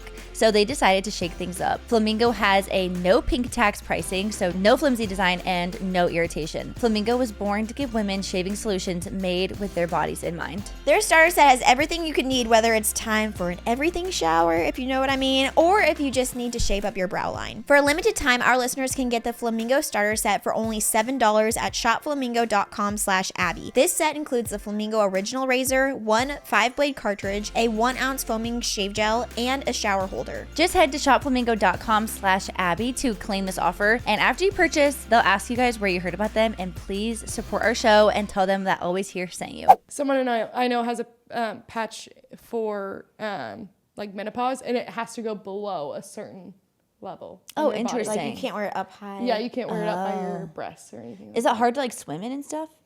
It's really sticky. Yeah, I think it stays on for a week. Oh, okay. Yeah. Oh yeah, I guess you have to shower, so water shouldn't affect it. Yeah. Once a week feels better than every day. But once every 3 weeks, also good options. Yeah. I'm just excited now to learn about other options, because I feel like with me, like I'm not saying I wasn't, like I could have done a lot more research, but I just was like, they're like, oh, there's a pill that you have to take every day, or you could just do this one thing and then you don't have to think about it. And so when a month before I got married, and we waited like to be sexually active until we got married, I was like, okay, it's time to choose an option. And I felt like you could either do something every day or you could just do it one time. I was like, one time. Check it off the list. Let's do it one time. And so that's when I got the Kyleena, which is the IUD they generally recommend before you have children. And I remember that there was like all kinds of YouTube videos of like IUD horror stories. Oh, and it was like, they were horrible. actually really scary. Yeah, they're super. And That's why I was never like, got the ID. Oh my gosh. But then also like my mentality, I don't know, this is just more of my personality. I'm like, that's not going to happen to me. It's all going to be fine. And I really wasn't worried about it. And that could have been really naive because I could have had a terrible experience, but I actually had a really good experience. Like I literally went in and they actually recommended, like I had like a driver for that. Like they recommended like someone else take you. Wow. And I remember that my friend was supposed to go through it. Plans fell through. And I was certainly not going to ask my mom. And so I just took myself. And then my mom found out and she was like, Abby, like I would have come with you. I was like, actually didn't really need anybody. It was totally fine. So I like went in and then they just like shoot it up there. Wow. And it's not comfortable. Yeah. Like goes through your cervix. Ow. Like it pierces it almost like an ear piercing or what? Yeah. Or just clip it? It goes through and then it's a T, so it stops. Oh. So there's it's like tiny barbed. little wire still like in, but it's pretty high up there. Yeah. So you can't feel it really. Like I think they say you can check the strings. Yeah, so they have strings that come down so they can take it out. But they usually try and cut them pretty short so you don't feel them. But if they leave them long enough, you can feel them or your partner could feel them. Yeah. Wow. We Like, had they that told issue. me to check them, and I was like, Well, sometimes, so like after a certain point, they can feel a little sensitive, but they'll like get wrapped in mucus and like stuff like that at a certain point. But if they're bothering you, they can sometimes tuck them up into your cervix. it never Interesting. was anything I felt. I never felt anything like that. Yeah. But the Kyleena one is a little smaller. I think it also has both. Is that why they recommend it before you have a kid? Because Yes. things are like tight and It lasts 5 years. nice and pretty complete up Things there. are still intact, still and then they're intact. damaged. A little looser. That's essentially what fleshier. happens. I'm not even been through kidding. some things. Seen some stuff. It's been through a couple rodeos. And that's exactly what happened because, okay, Boy. this will That's go on. perfect, But yeah. so had that one and it was extremely effective. I didn't have a period, which now in hindsight, I'm like, You didn't love that that. should have been, at the time I was like, this is incredible. It was more just for convenience sake. Like I Yeah, didn't have for to sure. think about it. Of course. In hindsight, I'm like, maybe that was probably too high of a dose for my body because it was probably preventing ovulation. So I don't know how in the weeds we want to go, but with IUDs, like they aren't marketed to prevent pregnancy by stopping ovulation. It's by thickening your cervical mucus. But since I didn't get a period, sometimes that is also an indicator that was also, the dosage can be high enough that it's like stopping ovulation altogether. Gotcha. So I think that's really what was happening. I probably wasn't ovulating for that amount of time. Did you not? Is that bad? I didn't just based ovulate. off listening to that podcast, it's not ideal. But I don't think I ovulated. I didn't ovulate, but I still had periods. Like even with the pill, because it stops ovulation. But I had a period every month. Yeah. It's almost just like your uterine lining is shedding, I guess, but there's no egg. I probably was not ovulating and not having a period. Okay, gotcha. Like I was probably not having either one. I remember someone told me that one time, like, oh yeah, it's a fake period. And I was like, what does that even mean? I didn't understand. It probably just means you didn't drop. I didn't drop an egg. An Yeah, egg, but yeah. I still bled Yeah. for 7 days, which is crazy. That is crazy. Yeah. Yeah, I had nothing. And I also relatively had, like, getting it in wasn't a big deal. It was uncomfortable. Yeah. But it was quick, and I felt I felt like a little crampy that day, I think, but then nothing serious. And then I had a good experience. Some people have really bad experience. Their body kind of rejects it and anything. But so then I had no period for 2 years.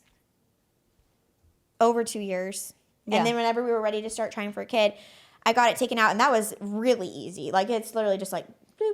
Oh, They that's just good. pull it. Yeah, it's like you feel it, but it's not, for me, it wasn't anything painful. Yeah. And then I got my period literally 28 days later, like on the day, which I do think is unusual. And I also want to preface this conversation by saying, like, I have learned more through having conversations with other people and from, like, listening to other women share their stories on podcasts, is that my situation being so normal is actually not normal. Like being able to get pregnant so quickly and easily. Well, and also just, like, my cycle returning really quickly. so fast, and, like, yeah. having, like, relatively no side effects on them. Like, I'm sure that I did feel like, probably less drive. I probably felt, like, less energy, but it was nothing noticeable at the time. Sure. And so I think that it's also just hard to say. Like, I'm like, did I? Who knows? I felt like no symptoms. But the fact that I felt no symptoms and also my cycle returned really quickly, like, that's not the typical story. Right. They normally recommend 6 months, right? To go off birth control before you want to conceive. Like they say, give yourself they at least recommend that? 6 Yeah, months for your probably. body to, like, re-regulate itself. And I think and I your did cycle figure re-regulate. for that. But we conceived, like, that month. next. Yeah. Yeah. That next and cycle. so that was an unusual experience, but I had a good experience with that. That was a long way of saying, like, I had the Kyleena IUD until we had our first, Yeah. and then The Kyleena is hormonal, correct? it's hormonal. Yeah. Okay. Is the copper one that's not hormonal? Yes. Okay. And so then we had our first, and then we're like, we're just gonna do condoms, and we didn't use a condom one time, and then we had our second child.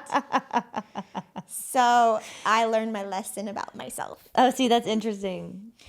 No, I think that we're not reliable. See, we're strict about it, but everyone's got their own thing. We weren't home, so. So, And we did out in the pack them, wild. gosh dang it. We We would have. packed them. We packed them. We did. So You didn't that's think you just- were ovulating. We were really. I didn't get my period, so I didn't think that I was ovulating. But you I'll give you can't that. ovulate without your period. So we were just kind of being careless until I got There's my no pull-out. period. That time, no. Perfect. This says old advice used to be wait until 3 months after getting off birth control, but it's largely outdated and research hasn't shown any benefit for waiting for safety reasons. The main reason is to give yourself a cycle or two and simply to know your body Oh, so better say 3 months. before. That's old.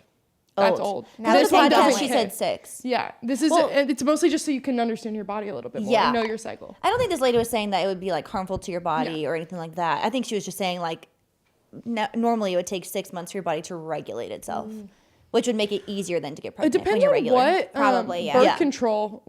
Which one was she talking about, or Probably just all hormonal. in Talk general? about hormonal. Hormonal, yeah. This says like the pill, patch, or NuvaRing combined hormonals. It's typically 1 to 3 months before people ovulate again. I went off the NuvaRing when I turned 26 because I had to pay for my own insurance, and I was like, well, I'm just not going to go to the doctor, I think. So stupid. So I was like, well, I'll just call it a day. And we had kind of, like, been talking at that point, like, hey, we're not ready, but if Wait, it can happens, I tell you something I've never told you before? Yeah. I saw on your so the night that we got locked out of our house, Yeah. after getting home from some trip. We were on a trip all together when you got locked out of your house. Okay, then Yeah. we stayed the night at your house. Uh-huh. We were in your guest bedroom. Yeah. On that whiteboard, it said, "Have a baby." Did it really? Yeah. So then Caleb when you were had like, that on it was unplanned. I was like, well, wait a minute. I saw it on your vision board. Not my vision board. It said have a baby. Oh my gosh, that's funny. I mean, we had talked about it because I turned 26 in May. And yeah, I was like, hey, if we get pregnant, like, cool, but let's not try. Kind of vibes, but we'll pull the goalie. And I was just kind of like a smooth transition, like lost my insurance, wasn't going to worry about a doctor. And then it was like, cool, I'll just go off birth control. And so we just did like pull out and condoms. Yeah, it just takes one time. So It just takes one time of your responsibility. But obviously it was like the best timing for us. And I feel like sometimes I'm the personality type where I was grateful that my hand was forced a little bit because I am just not like a planner. And so having that decision made for me was perfect from the Lord. So that was really good. But what was I saying? What was my point about that? And 26, you went off birth. Okay, so that was Yeah. May. I got pregnant in October. So how many months is that? June, July, August, September, October. 5 months. Which we only, we used other protection during that time. But got pregnant pretty quickly after that. So you can get pregnant if you don't have a period. That's good to know. Want everyone to know that. Did you feel differences? Well, I guess, okay, when you went off of your IUD the second time, did you notice a difference in how you felt? Should we talk about your second? Yeah. So then I had my second. I was pregnant with my second. And then after that, we were like, we need the most highly effective contraception. You're very fertile. And so we got back on the IUD, but this time I needed the big mama one. I had the Mirena. Oh my God. And That's so funny. For such like a petite girl, you're like, give me the big mama give me the IUD. big mama IUD. This one lasts 8 years versus 5. That's so crazy. And so I got that one. I literally got that. I'm pretty sure I asked for it at my 6-week appointment. And they were like, you need to wait 2 more weeks. Why? I don't know. Oh, I guess because things were still... I think my cervix was probably been Still through open? a lot. I think it was closed, but I think they were like, let's give it a minute more. Oh, and you had a C-section But with Augie too, so... Yeah, but I think I did still dilate probably a little bit early on. You got it right before we went to Malibu. Did you get it? Okay, maybe I was 6 weeks. Yeah, because I was like, I feel like you got it that day that we left. Or the day before. I think I might have got it at 6 weeks. Because you were like, I need to get this before we leave. I'm not going anywhere without this. How do you remember that? I didn't remember that. I knew you had a doctor's appointment that day before. TMI, wow. Sorry. But I feel like I asked for it at that appointment. They said no. Oh, maybe. I think they knew did. you were I don't maybe think gonna that get most it. doctors want to do it right at 6 weeks. But I do think I got it like at 8 weeks. And I think I tried. And they were tried like, girl, slow down. Let it heal. Slow down. Slow down. And so I got it at 8 weeks, and it was very effective. I didn't have a cycle ever since I was only 6 weeks postpartum. Never got your period I back. never got it for like a really long time. Yeah. Getting off of that, I had relatively the same experience as the last time. Yeah. I got my cycle back like literally probably a month later. That's great. And then we just did condoms again. So yeah, that because then we were like, okay, at this point we're gonna like we're not in the red zone. We don't Sure. have a baby. Yeah. Like we're gonna be, it's okay. And Yeah. so then we just tracked my cycle and used condoms. Yeah. Did you, how was tracking your cycle? I've never tracked ovulation or my cycle ever. Really? Yeah. Oh, I didn't track ovulation. Oh. It predicts when you ovulate based on when you get your cycle. Oh, okay. So you use an app.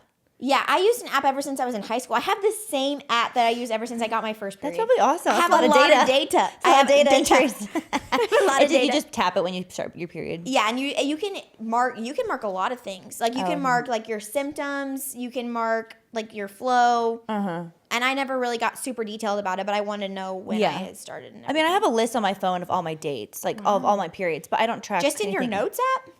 Yeah. That's There's kind a of lot of bullet points there. There's so many resources, Abigail. Listen, I know, but just for some reason they give an app just feels overwhelming.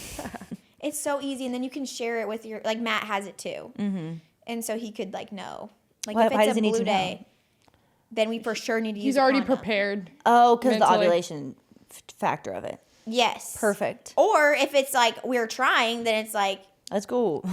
it's happening. I'm usually like, yeah, I'm probably ovulating right now, so let's just, be aware. That's what I. Yeah, that's Yeah. what it. That's what it is because it's not accurate. They don't know. Yeah. The app doesn't know. I never did like the. Natural cycles. Is that what you Or, did, like, Addie? I did natural cycles, and I had an Oura ring and tracked my I wanted to temperature. do natural cycles after my first, but it doesn't work until you get your period back. It's not effective in like it can't. You have to have your cycle. Yeah. to predict So it. unfortunately, I didn't get to use it. Yeah. Well, fortunately, because gosh, I'm glad we have Augie. But Of course. that was going to be the plan. Yeah. Uh-huh. Once that came back. So really, I've only used IUDs and condoms / pull and pray. Uh-huh. Oh, we've all done different things. Yeah. I was on the pill when I was in high school to manage period symptoms, cramps. And I want to say very kindly, like I feel no reason against my mom or like the doctors for giving me on the pill. I wish potentially now, or what I might do in the future is like, what are you eating? Are you hydrated? Like, let's try these other things. Like, are there supplements you could be taking that could be helping in these areas before we jump to throwing you on birth control? Yeah. I think could have been an option before jumping into birth control. But I was on the pill for my sophomore year of high school until my sophomore year of college. And then I was just like, why am I on this? I'm going to try and get off of it. And my doctor was like, sure. Try. Went off of it. I got my period back. I felt fine. I didn't have my period at all during that time either. Oh, wow. So then I was off of it for, I guess, sophomore year until the beginning of my sophomore year until the end of my junior year. I got an IUD. I remember texting you or talking to you about it and being like, is it going to hurt? Like, what do you think? And you're like, it doesn't hurt that bad. And it didn't hurt that bad for me either. I know people say it's really painful. Maybe it depends on your anatomy. Yeah. Maybe. I'm sure Like every your person's cervix. different. I always said it felt like the 3 worst cramps back to back, and then it was over. And I mean, that yeah, was I'm it. sure it's That was it. uncomfortable. It's really far up there. Well, but- I think the worst part is they clamp your cervix. Yeah, Once that they seems- like clamp, you're like it like real. They're like it's like the worst cramp of your life. I mean, it probably but- feels like a membrane sweep, does it not? And then it, Not like that. Well, they also stick a really long ruler up there. Sheesh. I feel like a membrane sweep is kind of similar pain level a little bit, but I feel like a little The worse. sensation is different. Yeah, the Okay. sensation is different. But I was on an IUD from May of 2022 till May of 2024, so 2 years, and then I got it out, and then we did natural cycles, and I had an Oura ring, and I tracked very rigorously my cycle when I was ovulating, when I wasn't, and so we did condoms and abstaining like during the ovulation, and then we decided to get pregnant, and so that happened right away for us the first try. Once we stopped and we got pregnant in December, so May to December of 2024. So I was only off of it for 6 months, 7 Okay. months, and then got pregnant. Did you guys notice a big difference when you went off of it? No, Really? I You never didn't feel did any either difference? time. Really? From the I pill or didn't to notice that. until my second time that I had used an IUD. I felt like, oh wow, I have a lot more energy. Yeah. I noticed it in my energy. That's why I always say, like, I was like, oh. I felt like I first noticed it at the gym. Yeah. Because I was like, oh wow, I can do this for longer. Wow. Yeah. And I can, like, I just felt more. Yes.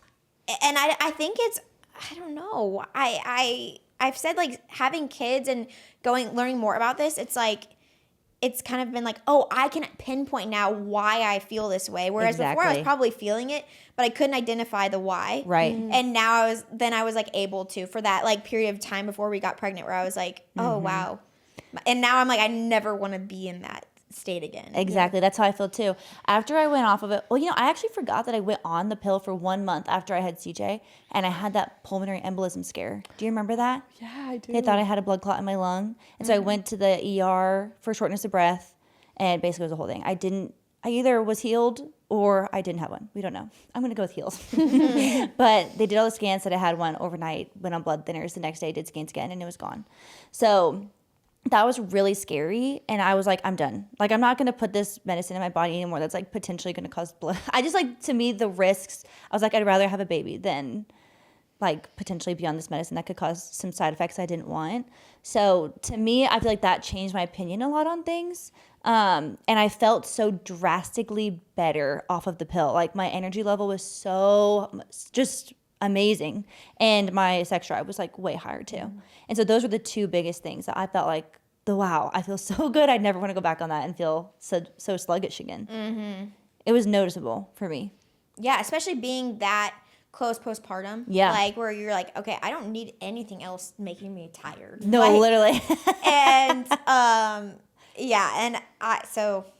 I also do think that would have helped my like postpartum experience after our second, not having jumped to a like once again more hormones. Like it's like my hormones had not regulated after 6 weeks. Right. No, we were not there yet. And Well, does it help your hormones because you're getting the synthetic version, or is it not? I feel like you're not able to regulate them on your own. like it's just kind of masking everything. Yeah, it's like okay, it's like a Band-Aid over the problem. Maybe. Probably. Yeah. It definitely didn't make me feel better. Sure. It did, and so, but like that's also that time is such a a foggy time anyway, where I was like, who knows what it would have felt like. You can't compare, but I definitely remember feeling after my second time having the IUD, I was like, okay, now I feel like totally like different, and also I was like, I felt also like really comfortable at that stage of my life getting a cycle too. I was like, it just felt like a good indicator of like my hormonal health, my fertility. Like it felt good having that again. Yeah. Especially since mine weren't unmanageable, and I was like, I don't want to lose that anymore. I don't Right. want to artificially make that go away anymore. Yeah, totally. And also like learning more about it, I was like, okay, I want to keep this happening in my like life. And so I'm curious for you guys. So after 8 weeks, you got on an IUD. After 6 weeks, you started on the pill. Yeah. Did you feel pressure from your doctor to get on a birth control? They did kind of like, they were like, okay, what are you thinking about any birth control methods? And I was like, I don't know. And they're like, well, we really recommend it. Like, we don't want you to get pregnant for at least 18 months. And that's like the best way to ensure it. So they definitely like strongly recommended it. And I was like on the fence about it. And I was like, well, if I don't like it, I can always stop, And so I did, like, based off their recommendation, get on it. But I didn't think it was, I had told her I didn't want to get pregnant. So I didn't feel like it was a pressure of like, I think she really just thought it was in my best interest. Mm-hmm. Yeah. because you had a C-section. I had a C-section, and I had a lot of complications too. So she was like, I think it would be really like recommended that you go on something. So, yeah. Yeah, my doctor was like, what's your method? Like, she was like asking about that. And I was like, I'm going to do something like natural the first time. And then the second time I was like, yeah, give me the strongest thing you got. I do think when I said like we're just gonna do condoms, I think she kinda was didn't like that. She was kind of like, it's a little, well, just they're only like 98% effective or something. She kind of gave me like a That's a exactly- Just so follow-up. you know, you have to use them. That's exactly what my doctor said. Yeah. And I was like, okay, well, I felt she informed pressured. me. I felt pressured to get on Yeah, birth you control. said you did feel pressure. I felt pretty pressured. Interesting. I didn't want to be on birth control. I said, we're just going to use condoms and track my cycle. And he was like, he said, condoms aren't super effective. Like they can have problems too. I'm like, we're pretty rigorous. Like it was only like 7 months that we tracked and we didn't get pregnant, but I'm like, I'm type A. Like I can make sure this doesn't happen. I also think Trojan would probably fight him on that. They said 99.9% effective. You just have to use them. You have to use them. We will. You gotta put them on. Yeah. Yeah, I do that's remember. interesting, Eddie. I didn't Now that realize you that. say that, the first time when I was like casual about it, they were like, You need a I do strong wonder plan. if like you had complications, you had a C-section with your first. Yeah. And so I wonder if that conversation changes a little bit. Like I had a natural labor, is that right? Not natural. Vaginal delivery. Yeah. I did too that time. And she was like, you can get pregnant. Okay, because I was like, I felt like he was pressured me, but it probably would have been more if I had a C-section because Yeah. you should wait longer. I'm sure they see so many. I always give the doctors the benefit of the doubt. I'm like, they see everything under the sun. So I'm like, in their head, they're probably like, yeah, they're going to say they're going to use condoms, but I'll see them here in 6 weeks. You know what I mean? Well, that's like my doctor, when I went in for my 6-week checkup and he's like, didn't heal properly. I need to cauterize this. Like he did some stuff. He's like, wait another 2 weeks and then come back in. Like, sorry. Yeah. No activity. I'm like, can I work out though? He's like, yes. I'm like, That's all I care about.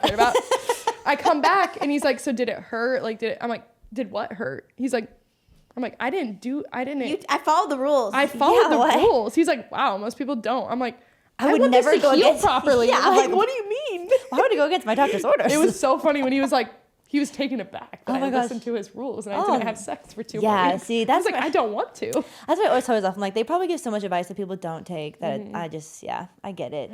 I do feel sometimes like, I feel like I viewed birth control so differently now in this season of my life than I do then. Like, I'm all for family planning and like using birth control, condoms, all these things when you are like, you know, actively with your husband and your spouse, like you're trying to prevent pregnancy when you guys are not ready or prepared. I do think I look back and I'm like, dang, going on it so young at 17. Now, I did have the factor of like wanting to be sexually active. So that was, that was a different thing. But like for managing period symptoms, I'm like, dang, if only I had gone back and like looked at lifestyle and given myself time and just like been educated maybe on my cycle more so than just like slapping a Band-Aid on something and never actually learning, because now I'm 30 and I'm learning all these things that I wish I would have known at 15 when I went through puberty. And like, I know my mom didn't know these, we were just never educated on like how our bodies worked. And so sometimes I get like frustrated when I hear from my friends or different peers or I hear these things on podcasts and I'm like, dang, like they're just so quick to throw us on the pill sometimes at like such a young age. And I feel like that really was our generation. Like I knew it was crazy to me when I met people for the first time that were not on birth control. I was like, what do you mean you're not on birth control? Like, you didn't go on it for your acne. You didn't go on it for your cramps. Like 33% went on to manage their period symptoms. Yeah. That's their first initial reason. Right. That's I think to a me lot. sometimes I'm like, dang, that's like, I don't know. Just maybe I'm just becoming crunchier as I'm getting older, but And also, I do think like being married and also in our years where we like wanted to have babies, yeah. it makes that necessity for preventing pregnancy like that's like lower, So like even though we had a quote unquote unplanned, you know what I mean? Yeah, we were still. We knew we wanted more children. Yeah. And like we were also married and like we'd already had babies together. Yeah. Like, it was like We were okay with the risk. that we were okay with that risk. Right. And like we certainly took it and then okay. And then when we Perfect. weren't okay with that risk, we did a different option. Right. And so it's just like you always have to just reevaluate your lifestyle, like or your life stage like that you're in. And that also just like led me to think like, okay, well, what does this look like once we feel like our family's complete, but I'm still having my cycle. Right. And so we've already like started having those conversations just because we're not done having kids. Yeah. But like we're getting, I mean, this will be our third baby. Like we're starting to like prepare for that stage. And so Yeah. those like look differently than I might have thought they would have looked before starting all of our family planning journey. Yeah, for sure. Totally. I agree.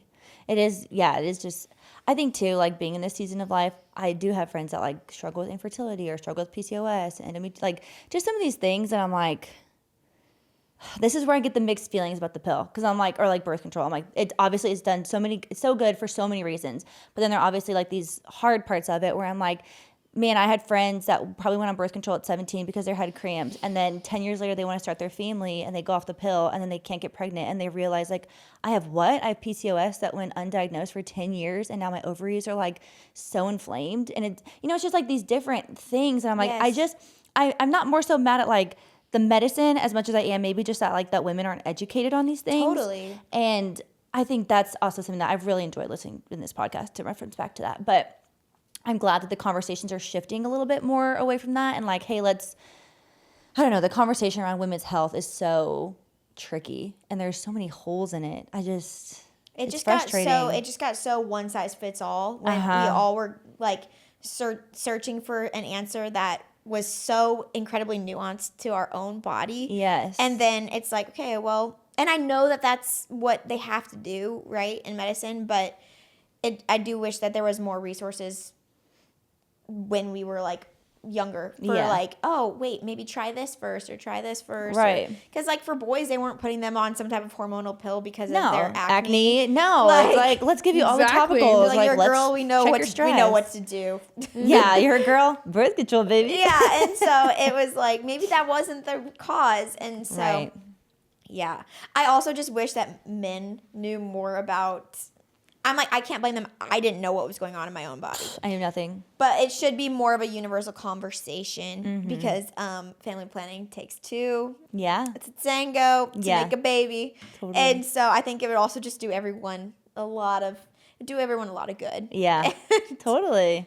And I'm pro coming up with a male birth control. Let's bring I'll it put on. my donation. I'll put my donation forward. It feels it a on. lot easy to change their little swimmers than to change our entire daily cycle that's different every single day of the month. Wait, that was so crazy to me. Okay, in the podcast, they said 50% of infertility is male sourced and 50% is female sourced. That's crazy. I didn't realize there were such high levels of male infertility. Yeah. Because I've never heard any the guy first ever resort talk is about always that. just going to The woman. Yeah. But also, I'm like, I guess guys just don't talk about it. I know one guy. Well, you have one friend that they was like the infertility that they were experiencing Was on his side. but it took a long time to figure that out because they did a million tests on the woman first. Yeah. And then they're like, well, I guess last resort. It's like, I bro. wonder about your 50% of this ball game. And the easiest to test, actually. I feel like that should be first. The easiest to test. It's It's so hard weird. because they can't treat it as Yeah. well. Why? I think it's weird that I'm not thinking about that. I'm thinking about the fact that like for women, our tests are so different. The guys, they have to give their sperm. Abby can say it. It's Eve, baby. It's the fall. No, that's not what I thought you were Oh, were going to you? say. Jizz. I thought you were going to say Jake. Oh my the gosh. fall. Take it back to Genesis. That is the Oh my gosh, that's funny. Abby can say it. The fall. not that. Jizz. Yeah, you're right. No, Wow, I it's think two totally different. I think it's harder for them to figure out, like, if they don't have quality sperm, I don't think that they can really, like, Fix there's it. much that they can do to fix that. What I feel like men is the easiest to fix because you can change one thing in a man. They could stop going to saunas and rejuvenate their sperm in 90 days. I guess if that's the problem. But usually, from what I know it's very little. If it's a fertility issue on the male part, there's very little they can do to fix it. No, I don't think that's true. That's not what the lady said. She said the lady on this podcast said there in no other area of women's health can you change one lifestyle factor and completely change. I guess if it's The a quality of your lifestyle sperm. factor, but if it's like they don't have quality sperm, they can't make it good quality. Really, but I feel like if you change your lifestyle, it would be good quality. No. Most male infertility comes down to sperm quality evaluated by count, motility, how well they swim, and morphology, shape and structure. Yeah, like the person. Often easier to address lifestyle factors, nutrition deficiencies, hormonal imbalances, infections. More difficult to address is azoospermia, which is no sperm when they ejaculate. So if they have Yeah. no sperm, obviously. Yeah, that'd this be- person had really low. Or genetic causes. They can still ejaculate, but there's Sure, like but no there's no sperm in sperm in it. it. Mhm. Or this was they had a sperm shape abnormality. Yeah, so this like is- they couldn't yeah. change that. Okay. Not correctable, though sperm can sometimes be, this is genetic causes, can sometimes still be retrieved for IVF, Oh, that's cool. but just depends. Okay, interesting. Thank you, Addie, for that. That makes sense. Okay, well, very interesting. Yeah, and I've also heard of a lot of men with low sperm count. Yeah. So Yeah. that can happen. That can happen. I was just surprised by that because no men ever talk about it. No. Yeah, but that is, that's probably embarrassing. Maybe man to man. But we they're need like- we need to get rid of the stigma for the men's. Yes, for the men's. Yeah. We'll move to Patreon to talk a little bit more about like our future plans for birth control, family planning, how we see this going in the future. Yeah. Will our mans get the snip? And then we'll hop back over here for Always Hungry, Yeah. voicemails, all Yeah. that good stuff. So we'll continue this conversation on Patreon. Woohoo. This show is sponsored by BetterHelp. Summer is here and our schedules are all a little bit different. Probably a lot of Yeah. us, we have kids home now. We have travel plans. We have new change of schedule with different extracurriculars. And for some, that can be really overwhelming and tough trying to navigate. That's really where BetterHelp comes in. Yeah. It's a great therapy online service that I have personally used many times. I just find it as an amazing option for us moms. I know a lot of us are moms, new moms. Yeah. It meets you where you're at. You can do it online at your house on your schedule. BetterHelp makes therapy accessible wherever you are, whether online or through the app. All you do is you fill out a short questionnaire that helps identify your specific needs and preferences. And they have over 12 years of experience and industry-leading match fulfillment rate, which means they typically get it right the first first time they match you with a therapist. But if you aren't happy with your match, you can switch to a different therapist at any time from one of their tailored recs at no extra charge to you. There shouldn't ever be any shame for seeking out that extra help. I know it's been amazing for me in my own life, especially now that I'm a mom. I just feel such a responsibility for showing up as the best version of myself every single day. It's been such a motivator to work on some of the issues I've experienced in my life, and I've seen a lot of progress in myself through individualized therapy. That's awesome, Abby. Thanks for sharing that. You don't have to say yes to everything this summer. Find support in therapy. Sign up and get 10% off at betterhelp.com/always. That's betterhelp.com/always. Ask Abby. Okay, you guys, it is time for our voicemail segment of our podcast, Ask Abby's. If you guys want to call in and leave a voicemail, we love hearing from you guys. And honestly, just love hearing your guys' voice. 602-456-9690 is the number. And leave your questions for Abby, for us, anything. It can be questions for us or advice. We love your guys' input. Hi, Abby's. This is also Abby. I love hearing you guys talk about your favorite recipes each week, but I'd love to hear about the other side of the story. I love to experiment in the kitchen, and let's just say it can end badly. So my question is, what are your biggest cooking or baking disasters? Love the podcast. Bye. I'm pretty sure I shared this story already on the podcast, but I made this like Mexican quinoa casserole a couple times and was like, oh, it's good. Did I already tell the story? You did, but tell it again. Okay. Well, I was like, it's been a hit in the past. So yummy, so good. And I made it differently. Instead of using a taco seasoning packet, I'm pretty sure I used a chili seasoning packet because that's all I had, which is very different. And I added too much cumin. And then I doubled it, which also, you know, it takes more seasoning. And I packed it up and I brought it to a family that I had never met, but was Caleb's friend that had just had their 4th baby. And so then I get to their house late. Pretty late because I was running behind. I've been there. And yeah, I felt really bad dropping off a late dinner to them. We get home, we open up our second one. Caleb goes, "This tastes horrible." And it tasted so bad. That was so embarrassing. I felt terrible. I'm like, you poor children. Profusely apologized. Yeah, it was really bad. So that was really horrible. Were they like, no, it's good? No, I don't think they lied. I don't think he had tried it. But I like, don't eat it. Yeah, like just don't eat it. Please. And then another time I made like a chicken sausage thing for ourselves at home. It was really gross and really weird. I wish I had more details, but I just remember thinking, it was a chicken sausage soup. It was really weird. It does seem weird. You just freestyle it more than I do. I actually hate following a recipe. No. I always do like follow a recipe for the first time, and then after that I'm always freeballing it after, and I make my own changes to a recipe. But I'm so like, I like being in the kitchen and just floating around and seeing what comes. I like following recipes are really stressful sometimes. I don't want to freestyle it. This one I just remember because this was when Matt and I first got married, and I was like just trying everything new, and we were also in school, so I like put a lot of crock pot ones because I would like come home. And this is when I'm like, we were in that newlywed stage where it's like, it's just so cool that we're living together and that I'm making him meals. Like, I'm like, this is just a fantasy world. Like, this is so fun. And then I'm like, he's gonna love everything I make. And I quickly found out that my husband is very honest, and I do really appreciate that. Yeah. But this was one of those moments where I was like, Oh. I made, and I don't even know why I did this, some type of what do they call like a sweet and sour sauce? It's like they have a name for it with meatballs. Oh my gosh, it was like, I'm gonna have to ask Matt. Kung Pao meatballs. It was something like that. I want to say it was like yin yang. You know, it Cute. sounded like that. Yeah. And it was probably just like the whitest recipe ever. Yeah. Clearly it had grape jelly in it. Yeah. And I was gonna we say. both ate it, and I was like, you know, it's not terrible because I'm also not that picky. And then I was like, do you like it?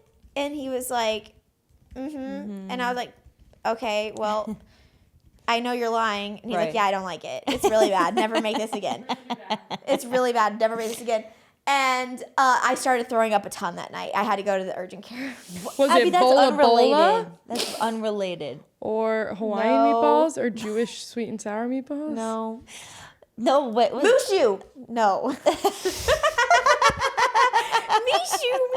I don't know. Mushu from Mulan. I have to ask Matt. This is what are those sweet meatballs called? Those sweet and sticky party meatballs are commonly called grape jelly meatballs. Yeah, I've only ever had it at Now like I'm like, was it orange jelly? I need to ask Matt about this. oh, wow. It was yucky. Yeah. And I had cyclical vomiting. From the meatballs? Probably not from the Okay, I meatballs. was gonna I think say- I was already going to get sick, but that made the flavor of these meatballs So bad. really memorable. Whoo-wee. I kept experiencing it over and over. I had to go to the ER and get IV meds Yeah. to stop vomiting. That happened with the, that time I had food poisoning. Oh. Oh. Yeah, that was really bad. And I've also made, one time I made a recipe over and over and over again. It was that chicken stew from Ambitious Kitchen. Yeah. It's so good. I made it bad one time. I made it bad twice, Abby. What is going on? What are you guys wrong making with that bad about recipe. it? There's something very Something sensitive about in that it. one. Because we both made it good. I made it good It was one delicious. time.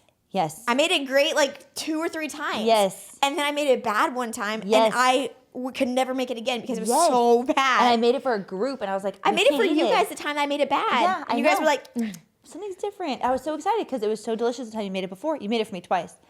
see. Once good, once bad. And then I was like, well, let me try it. Made it once good, twice bad. What's up with that recipe? I don't know, because her recipes always slap. And it was really bad. Like it's like because it has like a little creamy element to it, and it was like splitting. It was bad. And it was like a stew separating, and it was Bad. freaky. It was just actually so freaky. So bad, yeah. And it has wine in it, so I felt like I was like Fancy. This is fancy and Totally. elevated. Blech. Blech. Yeah. Hey, Abby and Addie. I was wondering, what is a life hack that you swear by? Like, for me, when I do my slick-back ponytail, I use, like, conditioner instead of hair gel because it washes out really easy and it looks the same. And I was wondering what your life hack is. So, yeah, love the pod. What a hack with the slick back. I've heard of people doing that with hair masks. Really? Okay, I should try that. So my life hack, I'm gonna stick to the beauty realm because you inspired me. I use hair gel on my eyebrows. Maybe I shouldn't say that. No, it's totally fine. Okay, cut that. Yeah, I use just my Tresemme hair gel, and I have an old spoolie brush, and because I don't like pigment necessarily on my eyebrows because my eyebrows are so dark, and I just go in with the hair gel, and they're pretty much stay all day. That's great. Yeah. So It's essentially that's my it's hack. hair. It's hair. It stays That's a up. good hack. I don't know if I have any hacks. You have a sourdough tip in a trick? Sourdough hack? No. Also, sourdough, after reading Yesteryear, I feel like a fraud making sourdough. I can't wait to read this book. I'm like, I put my sourdough in the fridge when I don't want to use it. That's my hack. If you don't want to use it, you can just put it in the fridge. People back in the day didn't have that luxury. But I love my fridge. What's my hack? Oh, well, this is just if we're thinking about food, groceries. I think whenever you do first of all, I get my groceries delivered because I do feel like that's a hack for me not to just like Spend. go willy-nilly, go get whatever, just get crazy. And then also, whenever I buy groceries, I plan 4 dinners out of it at least. So then you're not going to the store every day because that's what I would do otherwise. And then I would spend a lot more too. I would be very curious if we did a whole segment just on how you plan your how you plan your meals, because I could learn. Do you go to the grocery store every day? No, not every day, but I just buy things and I'm like, what's I'm feeling today? But I should probably be a little bit more, I should be more tactful about it because, yeah, the budget usually is like, that's the one area of the budget I usually am like, well. And That's an probably not the area I'm best. really literal about for some reason. It I'm should be. I need to have meals before I order. And No, it's then- wasteful how I do it, for sure. Blake can't think ahead. I don't cook dinner most of the time, so Blake can't think ahead of what he wants. Like he's like, I Yes. don't know, just get chicken and ground beef and we'll figure it out. I'm like, Yeah. then we have chicken and ground beef all week, and we never have a meal, but not like. There's no crock pot recipes. Right. There's no sheet pan things. There's no. See, It's I'm chicken too and a literal. potato every. I have a whole Right. process for it that it makes it feel very like I don't want to make a decision at the end of the day. When we're done with like work. I want to just like know what I'm having, and I want to just go make it, and I want to Always I Hungry should next do week that. is going to be Abby's tells us about her. Yeah, we how should. I she actually do have a preps for very you. streamlined. I want to know it. I would love to know. I'm a it. little literal about this, guys. Yeah, I think do it. that'll be next week's one of Okay. our Always Hungry Yeah. mix-ups. Okay, I'm excited for that. Okay, the last question. Hi, Abby, and Addie. I love the show. Love listening to you guys. My son listens with us sometimes, and he goes, "Wow, that's crazy." Aw, so sweet. Anyways, what is the best toy for kids that you guys love, and toys that you do not love and would not want to gift to anybody? Thank you. I love magnet tiles. Magnet I tiles think are the that absolute best. They are amazing. They're very durable. They don't make a big mess. They're easy to put away. You can keep going deeper with them. Just keep asking family members for new packs of them. And my kids never get sick of them. Like Griffin will go sit in his room during his quiet time and build zoos. Yeah. It's very imaginative, very hands-on. I just can't say I love magnet tiles, and I'm actually very, very strict about only buying magnet tiles. Yeah. Don't buy a dupe. I'm serious about this one. Don't buy a dupe. I love that they say on it for ages like 2 to 99. Because they're fun for so me too. fun for I me like too. to play with I them. know. And there's also so many realms you can go with it. So Yeah. like one time I got a big thing of paper, and my friend did this for us, and she made shapes that they had to fill in with the magnet tiles. That's cool. And they stuck together, and they made numbers, and they made, cool. and my kids just sat there, and then you'd wipe it clean, they'd do it again. And it Yeah. was like, there's just so many things you can do with them. I think That's you get a lot of smart. bang for your buck with magnet tiles. I would agree. That's a great. Toys I hate, sand. I don't want it. I have such a experience You lately love with kinetic sand. sand. Now here's the thing. I love kinetic sand. I think it's so fun. I won't be buying it again for a couple years because my dog has eaten 2 pounds of it in the last. I don't understand how your kids don't make a mess of it. No, he does. But actually, this is so goofy. I've just been letting CJ just kind of like free ball it with the kinetic sand. I was like, wow, this is really messy. I see parents don't like this. Our babysitter who's in high school, I came home one day and she had the kinetic sand in like a cookie sheet pan. And I was like, that's too freaking Put smart. it on you put it on the ground? Yes. I was just letting it put on the table, on the ground, in Oh, his see, toys. I was keeping it in a Tupperware. I was not and keeping it was it still contained. getting everywhere. It's not keeping it contained. And I was like, man, my high school babysitter is smarter than me. Most people put them in those like sensory bins. See? And even I didn't then do they that. were getting everywhere. So I was like, we got to get rid of this. Yeah, CJ's pretty like contained with it. Now that he has a spot to contain it, he's like pretty good at keeping it in there. Not mine. But our dog just eats it like crazy. Yeah, I was gonna say any rubber toys are just banned from our house. Don't buy us bath toys. Don't buy us anything that's like your dog rubber will eat it. and can squeeze. Yeah. The dogs will eat them. They're not allowed in our home. Yeah. A toy that I also do love, this isn't necessarily a toy, but we have this really amazing like pool in our backyard. It's a big little pool, and It's a big little pool. It's a big little pool, and it's from Amazon. It's like $30, and it folds up, so it's so easy to store. It has not gotten any mold. I'll like drain it. I'll let it air dry in the sun for like a day or two, and then I'll fold it up and put it in our shed. And it's so nice, and it's big. And CJ plays in it almost every day right now. A water table is also great. Our Yeah. kids still love a water table, and it's like for babies. They've had it since they were babies, and they still love it. They do get in it, and I think they're gonna tip it. See, that to me, yeah, that seems scary. But It it's is fine. scary. I'm like, I get never out got of the the water water- table. They get in it together. I feel like Brielle would like that. I'm like, just have get fun. in it in the grass, not on the travertine where Yeah. you're gonna crack your You're skull. literally crack your head. I've never got the water table because the mold component of it kind of freaks me out. We've never gotten mold in our water table. You drain it a lot Yeah, after they use it. every time, Yeah, you just so it's easy to drain. super easy. It's just a plug at the bottom. Well, poor CJ's been missing out. It's educational too because they can put water in the top and they see it fall Yeah, down. It that's fun. spins the thing. Cute. And this is how we fill it up. I have Matt go dunk it in the pool. Smart. That's funny. Probably also why it's not getting mold. There's chlorine in it. Perfect. Brielle really likes her. She has a Miss Rachel puzzle. It could be any kind of puzzle, honestly, but it sings to her when she takes the pieces out. And so Cute. she really likes it. And that she learned how to grab the Oh, pieces. that's So she good. also learned how to There's do that, something about too. her voice. Every kid is just, She loves it. she has a She- grip but- on the toddlers she- of this world. Rarely ever watches it, but she is locked in. If there's something like I need to focus for something and I'm like, Okay. No, Augie Miss still Rachel. loves Miss Rachel, and it's really Loves sweet it. because he like loves Darth Vader and Miss Rachel. That is sweet. Those are his two Those are faves. his two personalities. Those are his. Those are they his are two his two personalities. Yeah, personalities. That's so so sweet, tender, And really scary. and then bad guys. Bad guys. Yeah, like he'll like look at me. He's like, Yeah, and I'm like, oh no. yeah, No. yeah. I feel like Okay. he's like extreme on both sides. Like he loves that. He's passionate. So sweet. He's passionate. Always hungry. That's a great way to passion is. I literally think I tell him that all the time. I'm like, Augie, I love your passion. It is. That's so true. Oh, always hungry. I have a Oh. pool dip. I made yeah, that it's for good. Memorial Day. It's a healthy pool dip. And you know what? This is something I need to take back. What? It has cottage cheese in it. Shoot at me. It was You very wouldn't good. know because you blend it, so it doesn't have the curdles. You blend the cottage cheese. Abby, I did that one time and it was so messy, why? and it just kind of got like grainy and gritty. Did it not? No. There's not that much cottage cheese She in it. goes, It's "No." mostly Greek yogurt. I don't think it was grainy or gritty. Did you think it was grainy or gritty? No.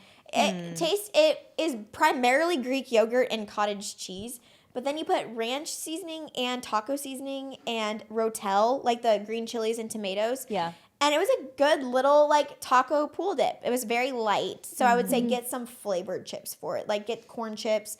I thought this would be amazing with those elote chips from Trader Joe's. Those are so Would, it good. Because it's like really, it cuts the spice, but I like love those, the flavor of those chips. Yeah. And it's very high protein. I like that. I'll eat I it. like that. I can I like vouch that. for I'll it. eat It it. was good.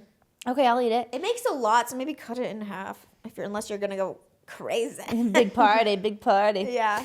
My recipe is a lasagna soup. My friend Carly actually made this for us for postpartum when we had our meal train, and it was so good. And they brought all the toppings. They had ricotta cheese and the Parmesan. It was so good and filling and yummy. And I love a tomato-based soup. I made it really for do. family dinner one week. I don't think you were I there. love lasagna soup. No, I don't think I've had your lasagna. I don't think you were there either. No. It had was small just my family dinner? parents and grandma. Cute. But it was really good. I loved Yeah, it. I never shoot. made it before, and I never had it before. But I remember someone saying they loved lasagna soup, and I was like, that's got to be easy. So Blake good. doesn't really like it for some reason. I don't know. I like it because I don't love lasagna because it's so heavy, but the soup is just lighter enough. But it tastes exactly like lasagna, but it's Shoot. not as heavy. That should be that's my recipe next week is my grandpa's lasagna. Sorry you don't like it, but I love Wait, it. I have a weird idea. What if you made what would happen if you took old pasta, like an old pasta that you've already made, like a bake, and then you're like, Just add this isn't broth? good anymore, and then just like make it into a into soup? Is that possible? I'm gonna look her up because we have old pasta. Is it so good? Throw some Oh, broth we in made it. it. We made it like 2 days ago, but Blake made it right. Like Blake's parents invited us to go get ice cream. We hadn't eaten dinner yet. Blake was making a baked pasta, so it got done. We went and got Andy's. We came home. Neither of us You ate want to dinner. eat it? We both So had then you ice just have this cream. like amazing. Well, why don't you just heat Oh, it in the now I want microwave? We've been heating it up, Andy's. but okay. we both are like, it's not that good anymore. So maybe you just throw some broth in it and Yeah. blend it up a little bit. See if it Yeah, turns we'll into see a what soup. happens. Hey, it's worth a shot. We've already counted it a loss, kind of. Exactly. I would Why either not throw it try? away or I could try to turn it into a soup. Yeah, honestly. Make it a soup, man. Make it a soup. Let us know. Report back on Monday. I will report I'm back spooked, on Monday. personally. That's not good. I love it. Well, you guys, thank you so much for listening. Is that all we got? Yeah, we have a review to read. We're so thankful to those of you that rate our show highly, give us reviews, like, share, heart, Heart. Hype. Follow. follow, subscribe. Hype it up. Hype it up. Hype it. Hype it up. All those things it really means so much. And this user JRF000005 says 5 stars from podcast to friends. I look forward to these episodes every Friday. I've never been much of a podcast listener until yours, and now I don't miss a week. I'm a mom without many close friends, and this helps me feel like I'm one of yours just having girl talk. It's so refreshing, inclusive, and fun. Oh, so that's nice. sweet. It Thank really you so is an much. honor. I think you added one extra zero. Just Yeah, to keep I it- just said a bunch because I saw them all together. I just started giggling about it. That's why. Sorry. 0.00005. That's what happens whenever I see a lot of something. I'm like, I'm just going to say it as much as I can. As much as I can, exactly. Well, you guys, thank you so much for listening to this week's episode. We'll see you in the next one. And remember, we're always here.